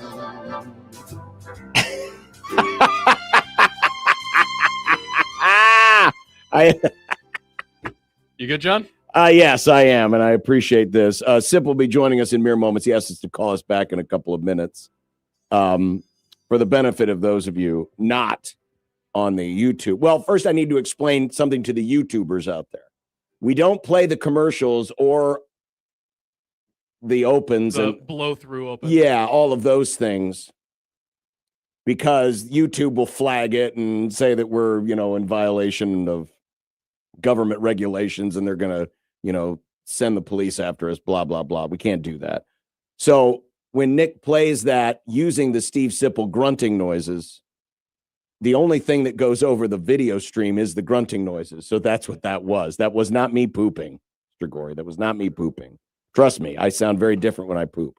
The second thing, for the benefit of the radio listeners, is as we welcome in our good buddy Steve Sipple of HuskerOnline.com. Hello, Sip. How are we doing? Good. It's just me and you today, so it's the olds. We can actually have an adult conversation this week. But now I say that because on our video stream, we have the side-by-side, and of course, Sip famously, only joins us on the phone. We are using, in the place of you not being on video, the high school photo of yours that was circulating last week on Twitter, which, by the way, very handsome man. I did not realize how much you looked like Owen Wilson back in the day. That's very, very nice. No. Say somebody. No. What do you mean? Owen Wilson's a handsome man. And so were you. No, thanks. But where's Josh, by the way? He is en route to calling a women's basketball game tonight. So he is away doing other things. En route. All right. Well, the olds can chop it up. We are going to chop it up. And, well, a fellow old, someone who's as old as we are, Mike Eckler, it's official, at least it sounds like it. CBS is reporting he is officially gone. So we can finally put a bow on all of this. I'm curious what you thought of last Friday and just in general, the way that Matt Rule has addressed this departure, because it certainly seemed like there was a little friction there for a variety of different reasons. I didn't see this report. Is he going to USC? Yes. CBS is reporting he is going to USC. To coach what? That's a good question. As far as we can tell, it is special teams for the moment. I'm sure there's going to be more details coming out. It did not specify if there was additional duties beyond special teams. I'm assuming there is, but that has not been confirmed. Yeah, that's interesting. Okay, so the question was, what was my reaction to what Matt Rule said Friday? Yeah. Yeah, it was kind of a second go round, and I thought that he was getting out in front of it, meaning the reaction to Eckler leaving, which it's a bit of a hot button topic with the fan base for Yes, it obvious is. reasons.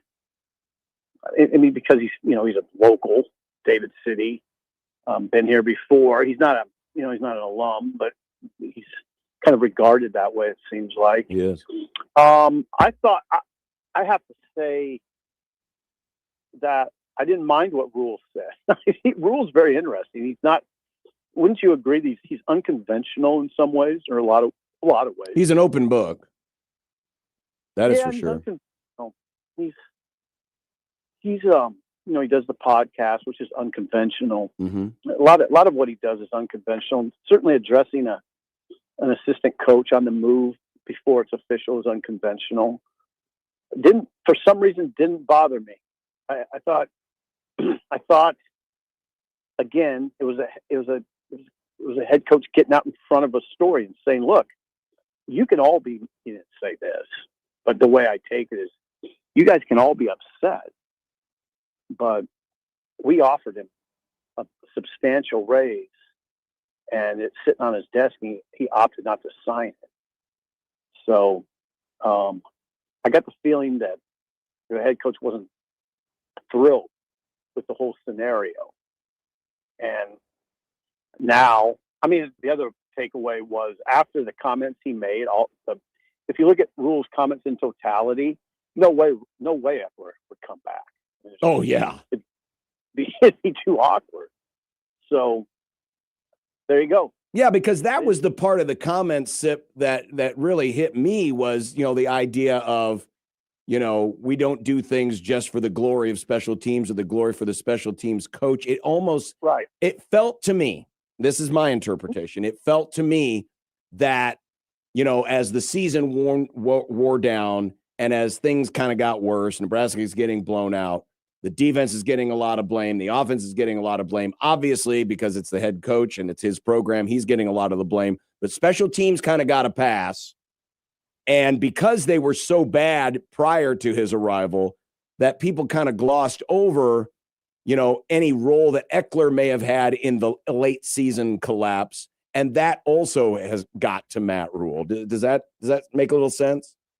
Yeah, it does. I mean, he was pretty explicit in saying, yeah, the special teams improved. You saw it early in the season and mid-season, but not as much late in the season. And he cited, of course, the Iowa game where it was the goal to be better on special teams than Iowa, and they weren't. And he laid that out. Mm-hmm. Yeah, I mean, it was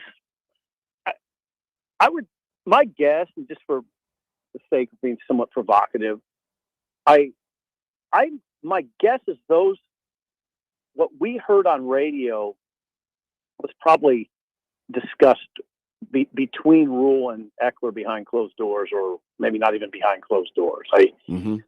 Those guys both, I know, I don't know Matt like I know Eckler, but I've been around Rule enough. I know Mike well, and Mike's very outspoken and blunt, and he'll tell you what's up. He'll tell me what's up, and I bet I know the way he operates. You guys were terrible last year in this area, and it needs to be fixed. You were bad. He'll say stuff like that. That's just his way. And it's some guys' way. Some guys are just more open than others. Mike's really open.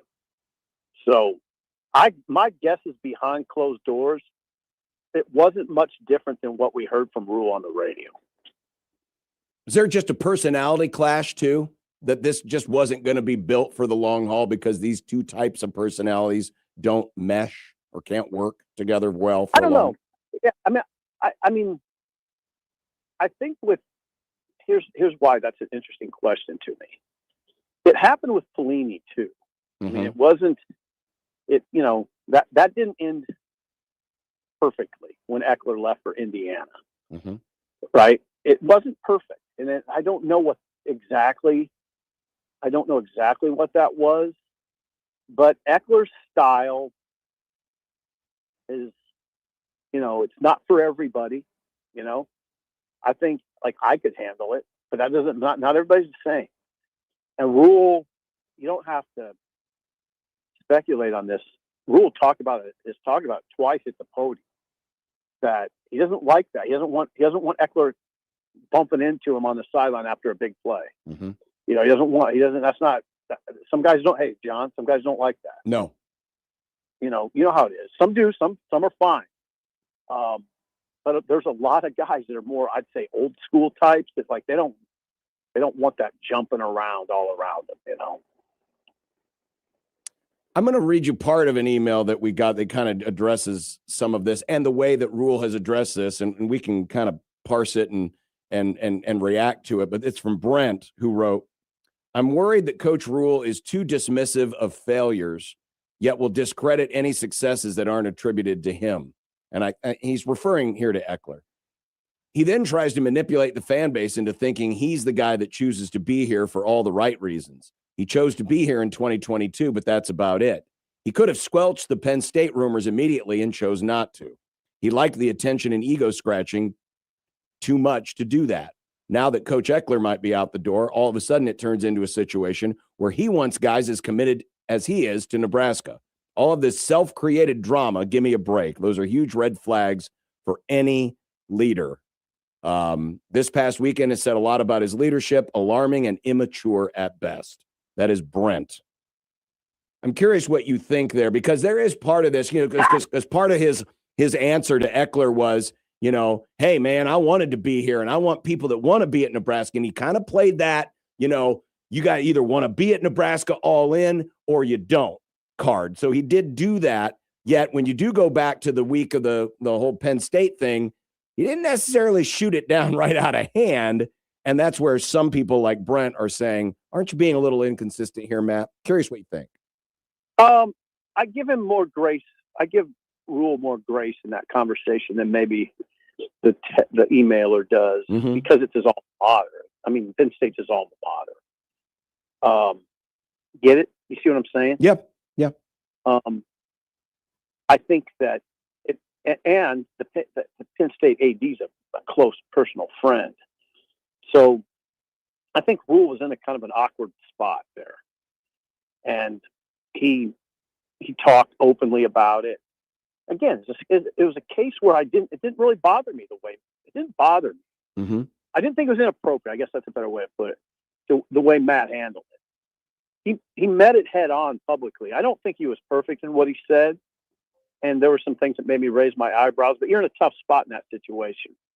What do you say? What do you say? What do you don't say? And what's, you know, there's going to be some gray. There's going to be things that are left to interpretation that are awkward, but you kind of know that going in when you go to that podium, like he did that day, his regular press conference, and addressed Penn State.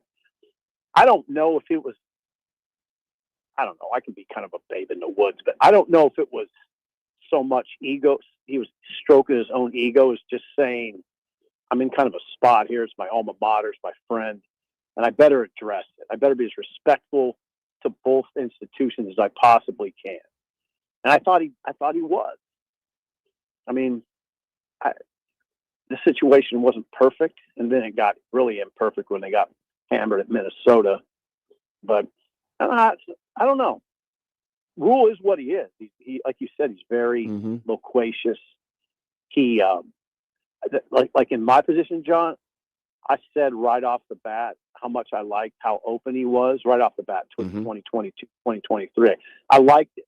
It was great. Now it'd be kind of hypocritical for me to come back and say, I wish he wasn't that way. That's who he is. And I mean, I think that's okay. While it's not official, because this news is just now coming out, Rule kind of made it pretty obvious where he's going to go with special teams, saying that Eckler left behind, you know, good teaching progressions and a good plan, and that the analysts or the assistant to the assistants, Nick Humphrey, Brett Maher, Josh Martin, that these guys in some combination, whether it's one person taking the head and then the others staying behind as assistants or whatever, but that this is kind of the way they're going to move forward. What do you make of that decision, given that there's going to be a lot of pressure on these guys? And while, yeah, a great teacher can hand over their teaching notes to another teacher, doesn't mean it's always going to go the same, because a lot of it is the personality themselves that helps drive the plan. Yeah, that's the part of it that is curious to me. That's where I sort of start to, if I was going to be critical, or at least, I mean, I would say it's peculiar to do that. I can't be critical right now. You know how I always do this to you guys. I know it probably drives people crazy, but I'm not going to say it's the wrong move until we see it play out. What if I say it's the wrong move and it works great? And I look like an idiot. Maybe it'll work out really well. It's just peculiar to me at this point. But that's his explanation, that he likes the systems that are in place and feels those guys in house can orchestrate it. We'll see. It helps though that Maher's there. I do think that. I definitely think that helps. So, and you're right though, there's pressure, but that's just inherent and sort of, don't take this wrong, it's kind of irrelevant to me. Yeah, there's pressure. There's pressure on everybody over there. Last night we saw Indiana win a national championship. If we would have been sitting here 2 years ago and one of us would have said something about, yeah, I think Indiana's going to win a national championship, we would have been laughed out of the room. So here we are. We've had a day to kind of absorb it, though it feels like this has been inevitable. At least it did to me. I've been preparing for this for a while because it was like, damn, this team's really good. I think they're going to win the whole thing. But now that it has actually happened, for people like you and me who grew up through the era of, how we watch this game progress, this, seeing the rise of the Florida teams in the 80s, when you think about it, not all that surprising. Seeing the rise of the Southeastern Conference being dominant, not all that surprising. This one, though, is a bit surprising, isn't it? This one, it's stunning. Yeah. I don't even know what to say. I mean, I think our jobs are to put things in perspective, and this is really hard to do. Yeah. I took one off. The head coach is a freak. I mean, what he's done is, I don't know how to, again, it's hard to put into perspective, except it feels like Signetti's a one-off and it feels like his quarterback's a one-off. And there you have it. That's a lot. That's a lot of the formula that allowed them to win. Now, what was interesting to me about last night is how hard it was. I know I kind of felt like that there was a certain inevitability to it, but it didn't feel inevitable in the last 2 minutes when Miami was driving. No, it looked like they're.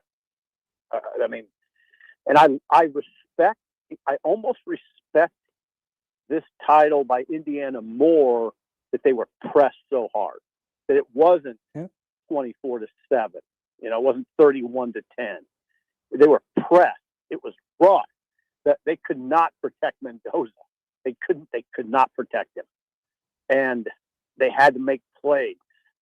And they weren't, they weren't getting home on Carson's back. Miami was getting home on Mendoza repeatedly, and Indiana didn't, their pass rush wasn't all that effective. So they were in a spot. And that, I love that part of it. It makes me respect Indiana that much more. Miami is, John, that front they have on defense is, that Nebraska fans, it's got to drive them crazy to watch a game like that. Yeah, there's NFL guys all over the place. Yeah, there's 3 or 4 on their starting defense. And on their O-line, Yeah. So, yeah, now here's what I'd say. You look at Indiana, I don't see the repeat. I just don't see it. But what they're losing, I just think, and then what I saw last night, I just can't see them coming back and doing that again. Can they be a consistent though? Have they elevated? Can they be up there where we're talking about them in the same breath as Ohio State and Michigan and Penn State and Oregon every single year? I think they got enough for next year, and as long as Signetti's there, yeah, I imagine they'll be, 8-14 wins. I think it's, they're bringing in Josh Hoover from TCU. Mm-hmm. They have the receivers back, Cooper, Charlie Becker, and so it seems like there's one other receiver that's back. They lose both their running backs. I think Surratt's gone. Isn't Surratt gone? Surratt might be gone. They got Cooper back and Charlie Becker and one other. but they'll have enough next year, I think, to make another charge. I just don't know if they can. You saw what I'm trying to say, John, is it was hard to seal the deal last night. It was really hard. I love how stressed they were, and they responded. Well, it certainly made for a more interesting watch. That's for sure. It was more interesting than watching the Rose Bowl. I thought it was incredible theater. It was. And now I don't know. It's going to be hard to top that too. That's another thing. The college football, not that they think that way, but that is going to be hard to top. That scene in Miami. I mean, the other storyline was really good too. The Cristobal storyline, Miami native, what he's done with that program to get it on the brink. And then I thought it was just in a football sense. I thought Miami did a great job to get so close to winning with what I thought was a pretty pedestrian bunch of receivers other than number 10, Malachi Tony's a freak, an 18-year-old incredible player. But how is Miami so ordinary at receiver? That's the question I kept thinking throughout the night. Miami, of all places, that's the receiver group they can put together. Yeah, isn't that crazy? How does Indiana have I don't know. Have better receivers than Miami? I don't know. Man, those back shoulder throws, they just kept hitting them and hitting them. It was like, oh my God, it's insane. Sip, we do got to run. I do appreciate it. We'll catch up with you next week. Have a good one. Thank you. You bet. Thank you. Steve Sipple of HuskerOnline.com. Josh is going to rejoin us coming up. We're going to discuss who could be the next Indiana. Who's the next member of the First Timers Club? We'll have content coming up and dinner, so stick around. We're coming back. And don't forget, we're giving away those George Thorogood concert tickets before you can buy them tomorrow right here on the program. Back after this on 1620 The Zone.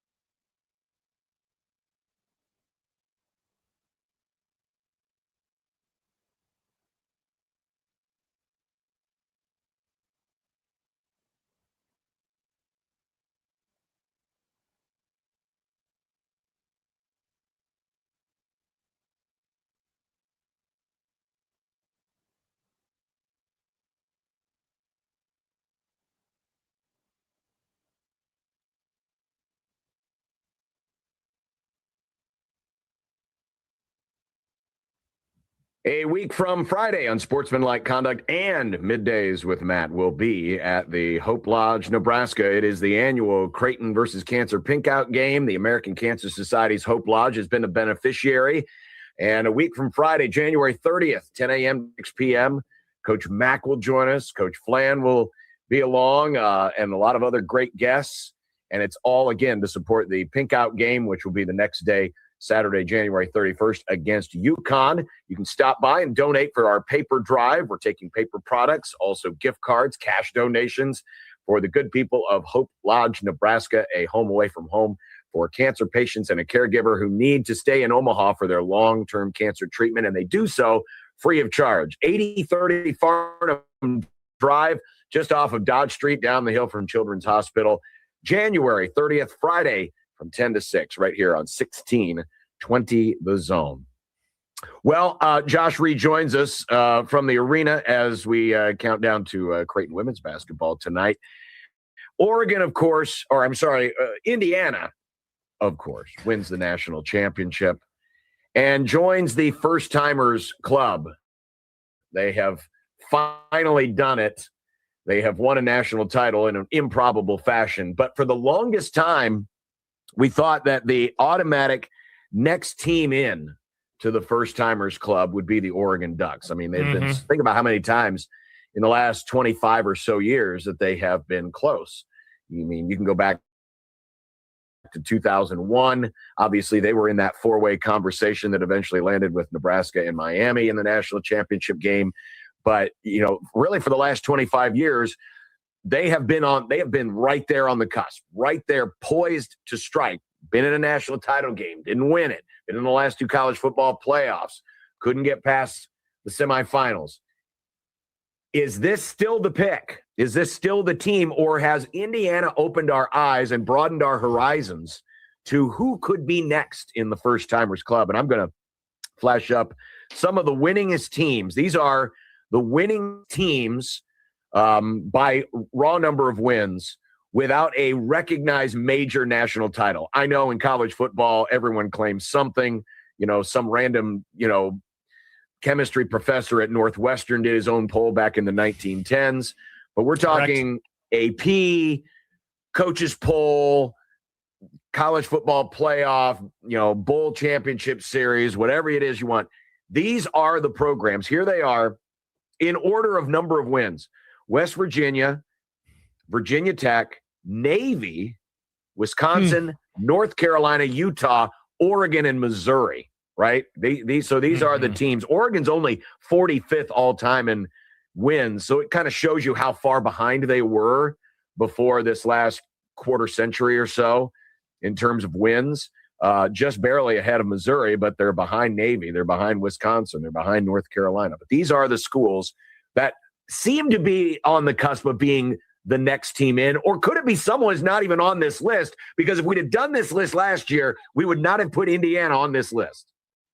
Though, I mean, maybe last year we would have just hey, let's throw them a bone because they just won 11 games. But certainly 2 years ago, they would have, we never would have even considered a team like Indiana. And so I've always been in the boat. I think you and I have done this topic, some variation of it for a decade or so, hey, it's another non-first timer. Who's going to be the next first timer? And Oregon has always been the team.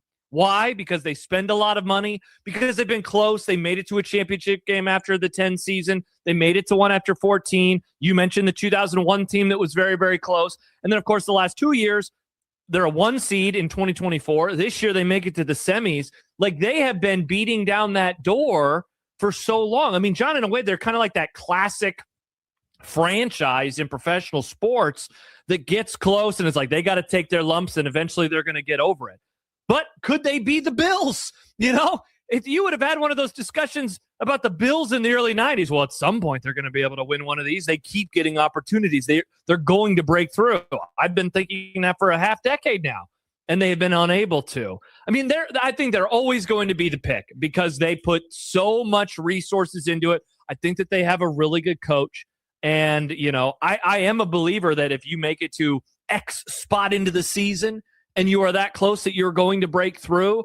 But then Indiana came and completely upended the apple cart. I mean, we've been having some variation of that conversation throughout today's show and throughout the last 2 years. So maybe it is somebody else on this list that I'm like, should I be giving more credence to Virginia Tech? A great program, 25 years ago, who made it to a championship game. Should I be giving more credence to Wisconsin, a team that seemed also like they were on the cusp of at least making it to the playoff, let alone winning the whole dang thing? I mean, North Carolina and Missouri, John, how many years running have they been wow, if they could just figure it out, they have money, they got fan bases, if they did it. And maybe North Carolina is a fun answer to this question because a basketball school like Indiana is or was a basketball school, maybe they look and see what happened and they say, why can't that be us? Why can't we put a little bit more money into things? Why can't we do a little bit better job of recruiting and developing and breaking through? I'm still going to lean Oregon, but I mean, I'd be lying if I didn't say that last night completely changed how I want to view the sport moving forward. I think the answer likely comes from the two biggest conferences because just the way everything is trending at this point. And I know, I mean, Miami obviously was in the ACC and played for the title last night and was, one good possession away from winning it. But Miami has been there before, and there's something to be said for that. I'm not saying that a Big 12 or an ACC school couldn't be that team, but it just seems with the current landscape that it's becoming less and less likely, just simply because the ability to get the opportunity is probably not there. The money certainly is not there. And I know, and we talked about this earlier, Signetti said, hey, we got NIL, but it's not what you think it is. It's still, you still just kind of have a leg up. It's like being in a race to be, the richest person in the neighborhood and you were born into money. If you're in the Big Ten or the SEC, you're born into money based in the current sense of where the product is. And so I'm hesitant to go anywhere outside of those two leagues. I have for a long time said that Missouri is one of the most underachieving programs ever. When you consider the size of the state they come from, they've got two major population centers within their borders, and now they're in the SEC. And so that obviously those things should give them a leg up. I still think Missouri is a great choice here. By the way, I'm not disagreeing with Oregon. I'm just trying to take the conversation in a different direction, just because Oregon's a very simple answer because we've seen them. We have not seen Missouri, say for what was it, the 2004 which year was 2007 season, when they in Kansas, were at the top of the charts. And I know that, Missouri played in a couple SEC title games, but that's it. I mean, they've just been kind of there.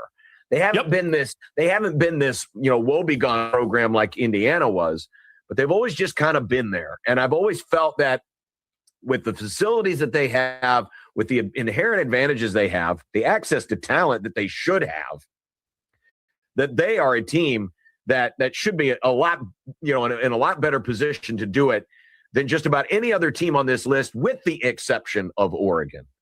And that's only because Oregon put they put the hustle behind the muscle and have really gone the extra mile. And yes, it helps to have a sugar daddy like Phil Knight. But this is a school in Missouri that I think is really poised to do it. I mean, Wisconsin obviously would be the next choice because, again, they're in the Big Ten.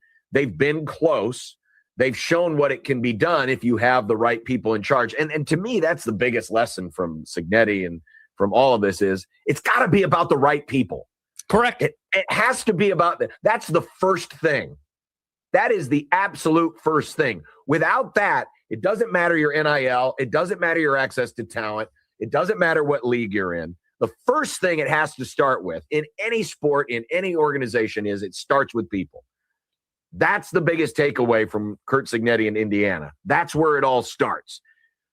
Now, all of the other stuff also kind of fits into place in its own certain way and allows you to, create those building blocks. And I think Missouri's got a lot of those pieces at below the people quotient, but they've never had the right people.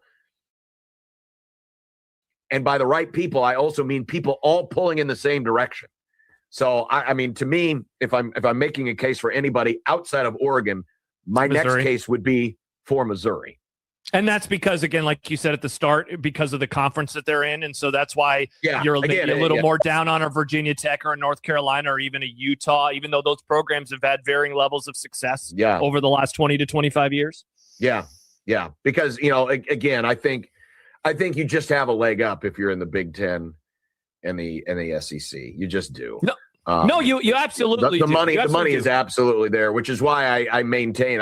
I'm still more personally impressed by the turnaround that Bill Snyder did, because it was a much different circumstance. But yeah, being in the Big Ten, being in the SEC, you've got, first of all, everybody in those leagues has the facilities already. I mean, maybe outside of like a UCLA, who's been trying for new facilities for a long time. But if you think about it, I mean, Indiana had good facilities. Maybe not at the same level as Nebraska's or Ohio State's, but good enough. I hope another thing that maybe comes from this is you don't have to have 5-star luxury resorts. Correct.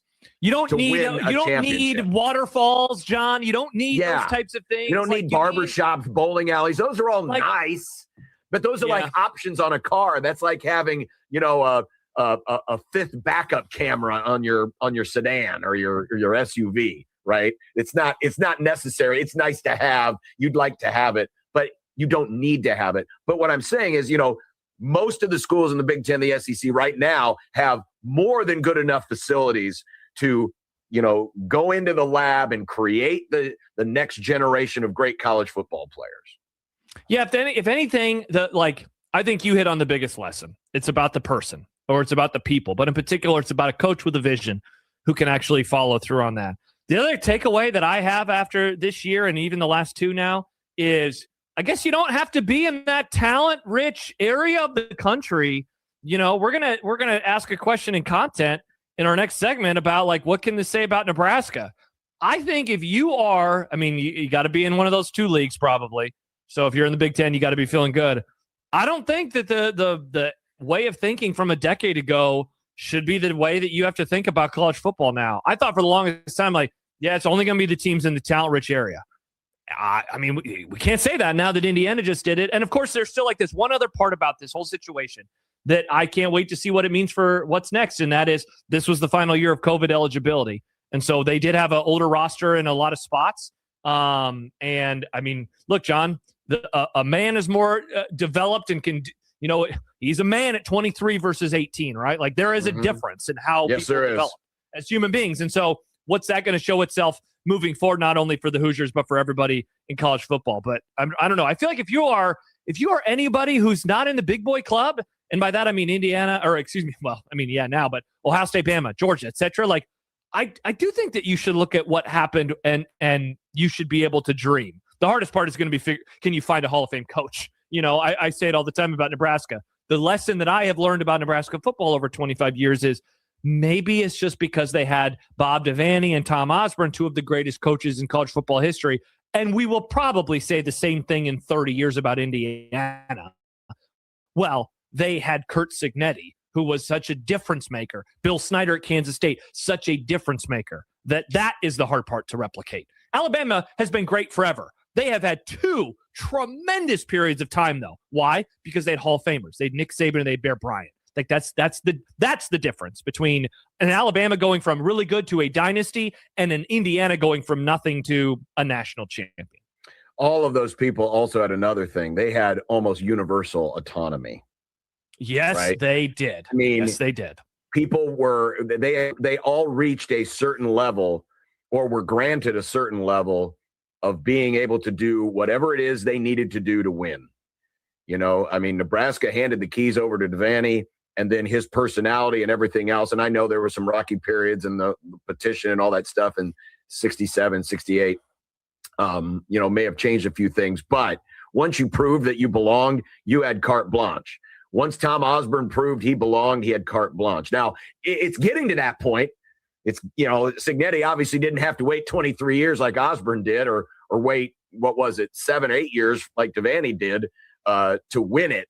But, when you grant somebody that kind of autonomy and the rest of the leadership does not get in the way or works with you in concert to make everything happen, that's the thing. And sure, is there ego involved? Absolutely. But is it the right ego? And is that ego got the ability to take you to places you've never been? And will other egos step in the way?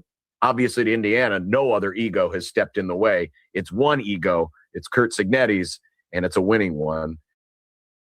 And now he is a first-timer. He and Indiana are first-timers. All right, when we continue, we'll get to that question and other topics coming up in content.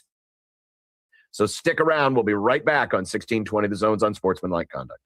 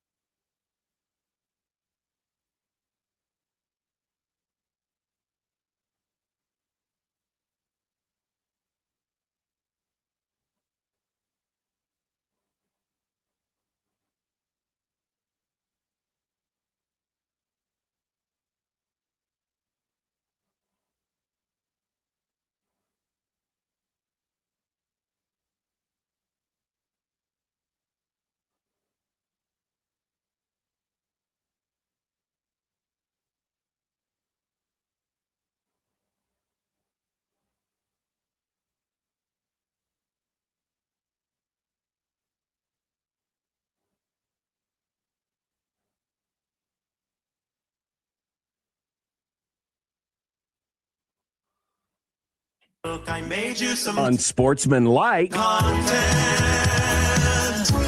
Unsportsmanlike content. Unsportsmanlike content. Content that's unsportsmanlike. All right, Nick, let's get to some content here as we get ready to wrap things up. Many a football guy debated if this hit on Fernando Mendoza after carrying out a zone read handoff should have been a penalty. What do you think? Well, for some reason, where is it? Oh no, it's getting there somewhere. Hang on, there. Just let it load. Just let it load. You stop touching the buttons. Don't touch the buttons. There's a hit. So it was on the first drive of the game. He gets taken out on the zone read play. There were a lot of folks saying, "Hey, he's legal to be hit. He's carrying out a fake. You know, you can do that." Others are saying, "No, this is not right." And again, everything is about how it looks. Personally, I don't have a problem with being hit. The problem I guess I would have is you could argue it was malicious enough where it got underneath the chin and they should have checked helmet to helmet. But could you hit him in that spot? Absolutely. It was the right play by Miami, wrong execution.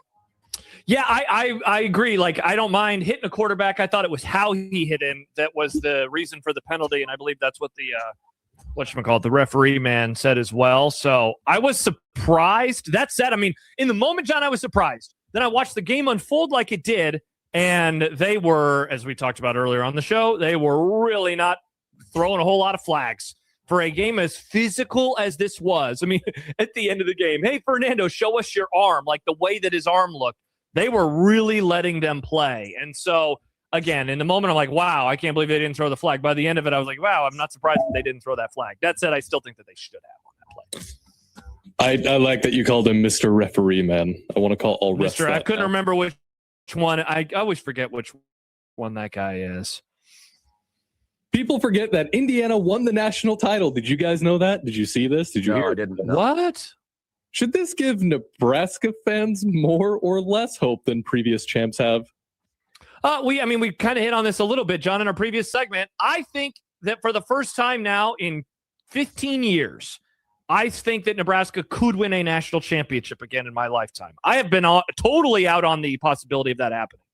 That said, it takes the right guy.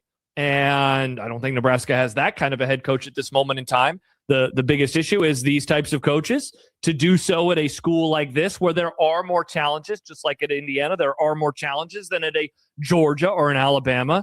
It takes a specific person who is darn near excellent in so many areas that Nebraska have been unexcellent over the last many years. So it can happen. I think that I am more bullish on it happening today than I was yesterday, but I still think it's highly unlikely that it's to be the case.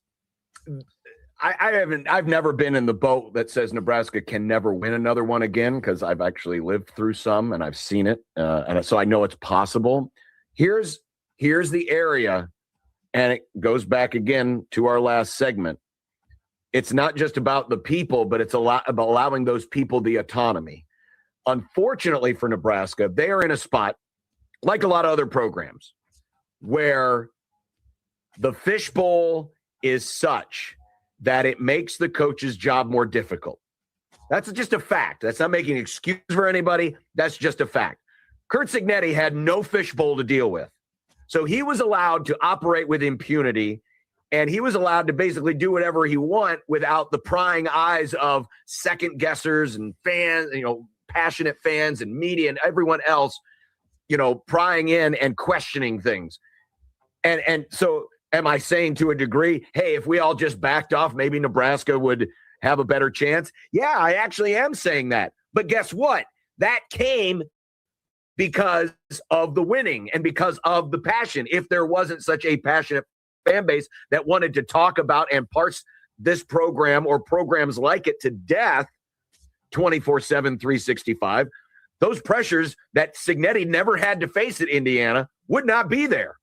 But that also comes with the territory. If you want to be a big brand, that's what comes with the territory. Those things inherently make the ability for people to succeed at schools like Nebraska more difficult. So not only do you have to find the right people and you have to allow them to operate with impunity, you also have to be able to find a person that can handle the fishbowl in just such a way where all of those things can happen, and that you can blank out the second guessing, you can blank out the question, you can blank out the expectations, because Cignetti, that was one part of the formula he never had to deal with. He'll have to deal with it from now on, or more so, but he didn't have to deal with it the last 2 years, and that's a sneaky important factor that not a lot of people are talking about. Speaking of hope for the hopeless, check out this chart of the best threesome combinations currently in college basketball. Nebraska has 3 different trios whose metrics are among the top 15 in the nation, again, against quality opponents. Should we polish the Wood Trophy right now? Yeah, people forget, they give away a Wood Trophy for winning. Dust it off a little bit. They give away a giant vape cigarette for the National Football Championship. It's pretty impressive. I mean, you got the trio of Lawrence, Sanford, and Mast, who are 6th on this, and Sanford, who are like 11th on this list, and 13th on this list. You have the trio of Hoiberg, Sanford, and Mast. So this is when they're on the floor together. And yeah, I know a lot of folks are saying, oh, but you'll play with 5 guys. It's just when those players are on the floor together as part of the 5-some. No other team has more than 2 except for Florida. So it's pretty impressive that, and it goes to show you how good this group, and keep in mind, outside of the trio that involves Sanford, who is new to the franchise, everybody else is very experienced and old in the franchise. Yeah, I mean, you hit on it. The takeaway from this is, wow, it kind of matched the eye test and how we view this team in general, and that is on a night-to-night basis. Couple guys maybe don't even have to be involved offensively, and they're still going to be fine. Like, look at the total number of minutes and points that Rink Mast scored in the last 2 games. I know the hardcore fans are going to be like, yeah, it's not surprising me, Josh, because I've been watching the games. But I think for a team that is undefeated like this, and collectively, most of us, I would say, agree that Rink Mast is the MVP of the program. Maybe it's a surprise that they're able to have that level of success. But I think that is a part of their secret sauce, and it is shown all throughout the year. So that's nuts, though. As you mentioned, John, only Florida has 2 combinations. Nobody else has more than 1, and Nebraska has 3. Big Ten schedule release is here, boys. Big Ten schedule releases? Well, not really. But friend of the Grum, Brett McMurphy, says Indiana will host Ohio State on October 17th, with the rest of the league slate released next Tuesday. Your thoughts on this? Very excited, John. There were all these rumors and reports at the end of 2025, the calendar year that is, that, hey, it was going to come out between Christmas and New Year's, and it never did. Nebraska's death schedule, who are they going to open up with? Could they have Indiana and Oregon back-to-back? Where's Ohio State going to fall? When will they play Illinois? Will DeMond Williams be the starting quarterback still when they face off against Washington? I can't wait to break it all down next Tuesday. And it'll happen on the Grum at 4:30. Let's go. Wow. Maybe Tennessee will come back. Maybe they're going to get Tennessee back in there. No. This is just the order of the Big Ten games. Just the Big Ten. Tennessee's never coming back. I just like to remind people that Matt Rule is scared of Tennessee. It was announced today that next year's CFP championship game will be in Las Vegas. As a sports watching society, are we getting a little too Vegas pilled? Yeah, it's like we're making up for the last 70 years of saying we can't play any championship professional or college games there because of the evils of gambling. Now it seems like every big event, championship event, is happening in Las Vegas. It's like we're making up for lost time. I mean, I understand why you want to be there, but geez, feels like everything's happening in Vegas now. I mean, you gotta, like you said, you gotta make up for lost time, and you're going through the rotation. It's Vegas, so you don't want them to put it in Vegas? No, I just don't think every sport needs to play their championship in Vegas or do a big event in Vegas. I don't know. It just seems all concentrated. I mean, it's been that way though in sports, hasn't it? The championships have been in Miami or New Orleans forever. Why not spread the wealth around a little bit? Well, Congratulations they have. It's just like Vegas. we're spreading way too much on the Vegas side right now. It's like spread everything out. I'm pumped. Why don't we play some championships in Milwaukee? Does anyone ever think about Milwaukee? Do they have a football stadium? No, but that doesn't matter.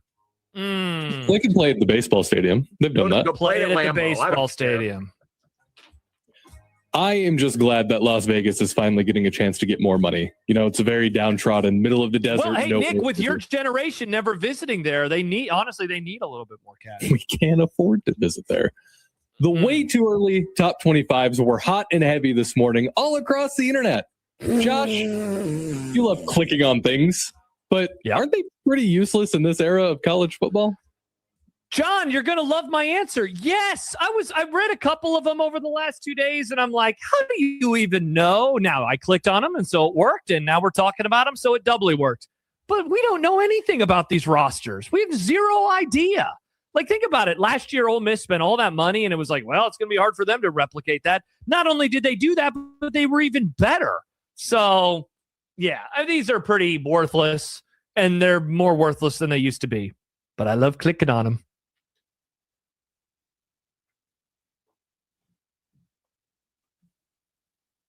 Uh-oh, what happened to Nick? He froze. All right, well, John, let's keep going. He's frozen stiff. He's lost. Yeah. Oh my God, what's happening? The NBA all right, John, any starters for next month's All-Star game, and LeBron wasn't listed. Are you more or less likely to tune in? I'm never likely to tune in, so it doesn't matter. I mean, unless you bring back, Kareem Abdul-Jabbar, even then I won't tune in. It's an all-star game. I don't care.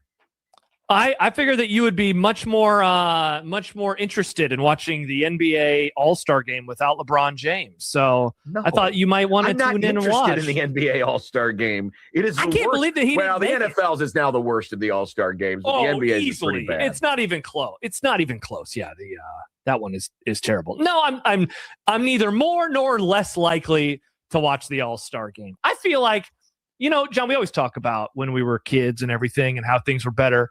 Isn't just the All-Star games in general are a product of being young and being interested in those types of things? I'm guessing that there are NBA fans that are like 12 today that in 20 years will say All-Star games were way better back in 2026 than they are today. So I think All-Star games they're only good when you're a kid.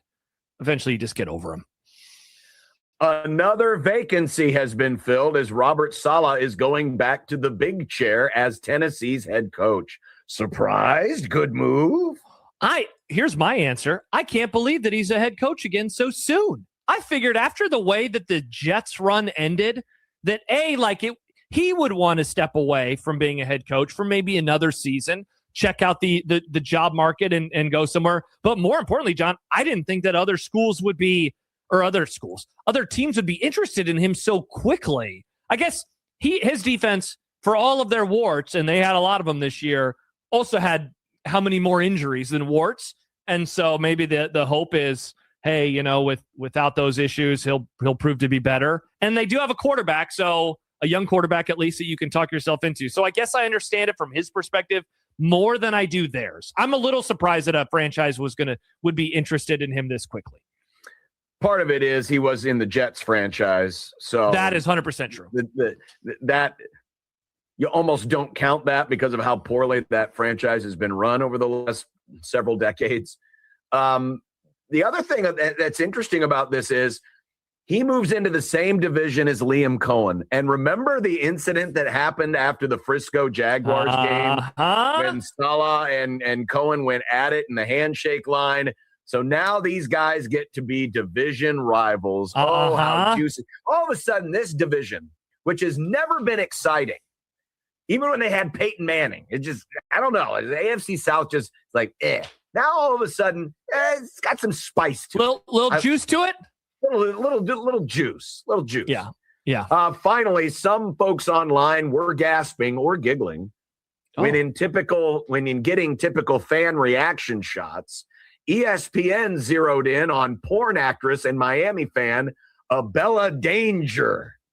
Did the producer in the truck know what he was doing when he went to the shot? Does somebody at ESPN need to be bonk shamed? John, your answer? Well, I mean, with you and Nick's generation, everyone gets bonk shamed, but it is funny that they switched to this. The only reason I noticed this is because Big Cat tweeted about it this morning, said, did they realize who they were shooting when they turned? I would not have known. I mean, I just figured it was another attractive South Floridian. Stibbs was the one who I first saw that was like, he said something like, cameraman, you dog. And I was like, what did I miss? So I missed it at first. I think apparently she's been shot at many Miami games. Yeah, my guess. I mean, shot like the camera lens on TV. Well, yeah, of course she's been shot through camera lenses before. Yeah, John. yeah. Well, yeah, I'm going to say yes. I'm going to say the camera person knew what they were doing. What about you? Oh, absolutely, they knew what they were doing, and now someone's getting bonk shamed because that's what your generation does. I'm not bonk shaming anybody. That'll do it for content. We will be back and finish up with what's for dinner next on 1620 The Zone.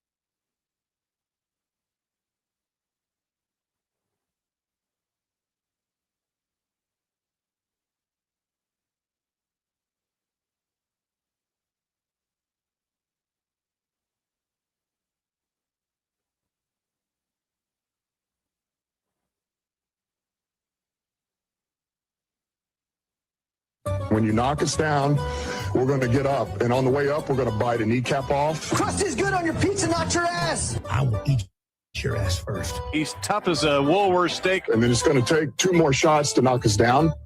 All right. And on the way up, we're going to take your other kneecap. I'm ready to hang them up, gut them, and skin them, and chop them up. You know what? I'm ready. My daughters aren't starving to death. I'll eat my neighbors. And we're going to get up, and then it's going to take 3 shots to get us down. And when we do, we're going to take another hunk out of you. Cliff, what are you going to take away as your best memory from playing basketball at Boston College? Probably just like going out to eat.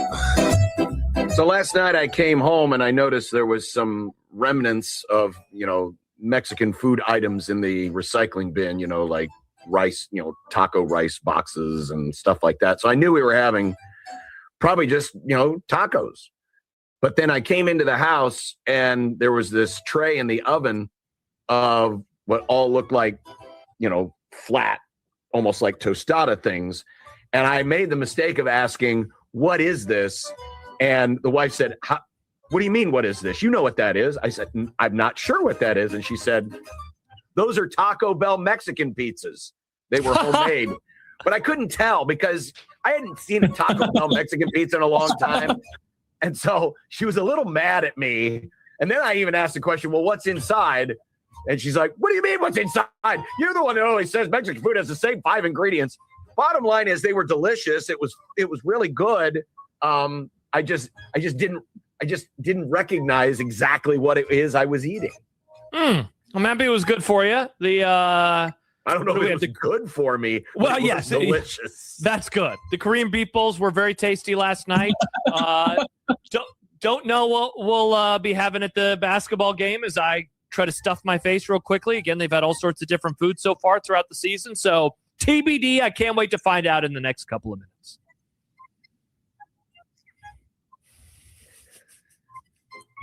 Last night we had the chicken strips and the fries. We have that dual wielding air fryer now. And I guess the connection's really bad. That's fine. No. Anyway, dual wielding air fryer. I mastered the art of getting the chicken strips and the fries. Anyway, I don't know about tonight. All right. Well, there you go. Wow. That was an exciting last few minutes. Great last couple of segments, boys. Yes, good job by all. It was all well and good. Tomorrow is Wednesday, and it's an early start of Creighton basketball. So I'll be in my jail cell, but not for as long as normal because the game starts at 6:00. So it'll be a little bit shorter show tomorrow. But it is a Debates Wednesday, and we'll certainly have a lot more preview of the Creighton game, preview of Nebraska, and a whole lot more. So join us then. Until then, Josh, have a great call tonight. Thank you. Connor Happer, who I've not seen at work in 2 weeks because he does a morning show now. It's about to be him and me on ESPN Plus. Hope everybody watches us as Creighton takes on Xavier. All right. Well, that'll do it for the Grum, for the highly delayed Nick Grimm. And for Josh, I'm John. Have a wonderful Tuesday night, and we'll talk to you tomorrow. Drive safe, John. I will. Nick, you drive safe. He'll get this message in about 15 minutes. All right. See you later.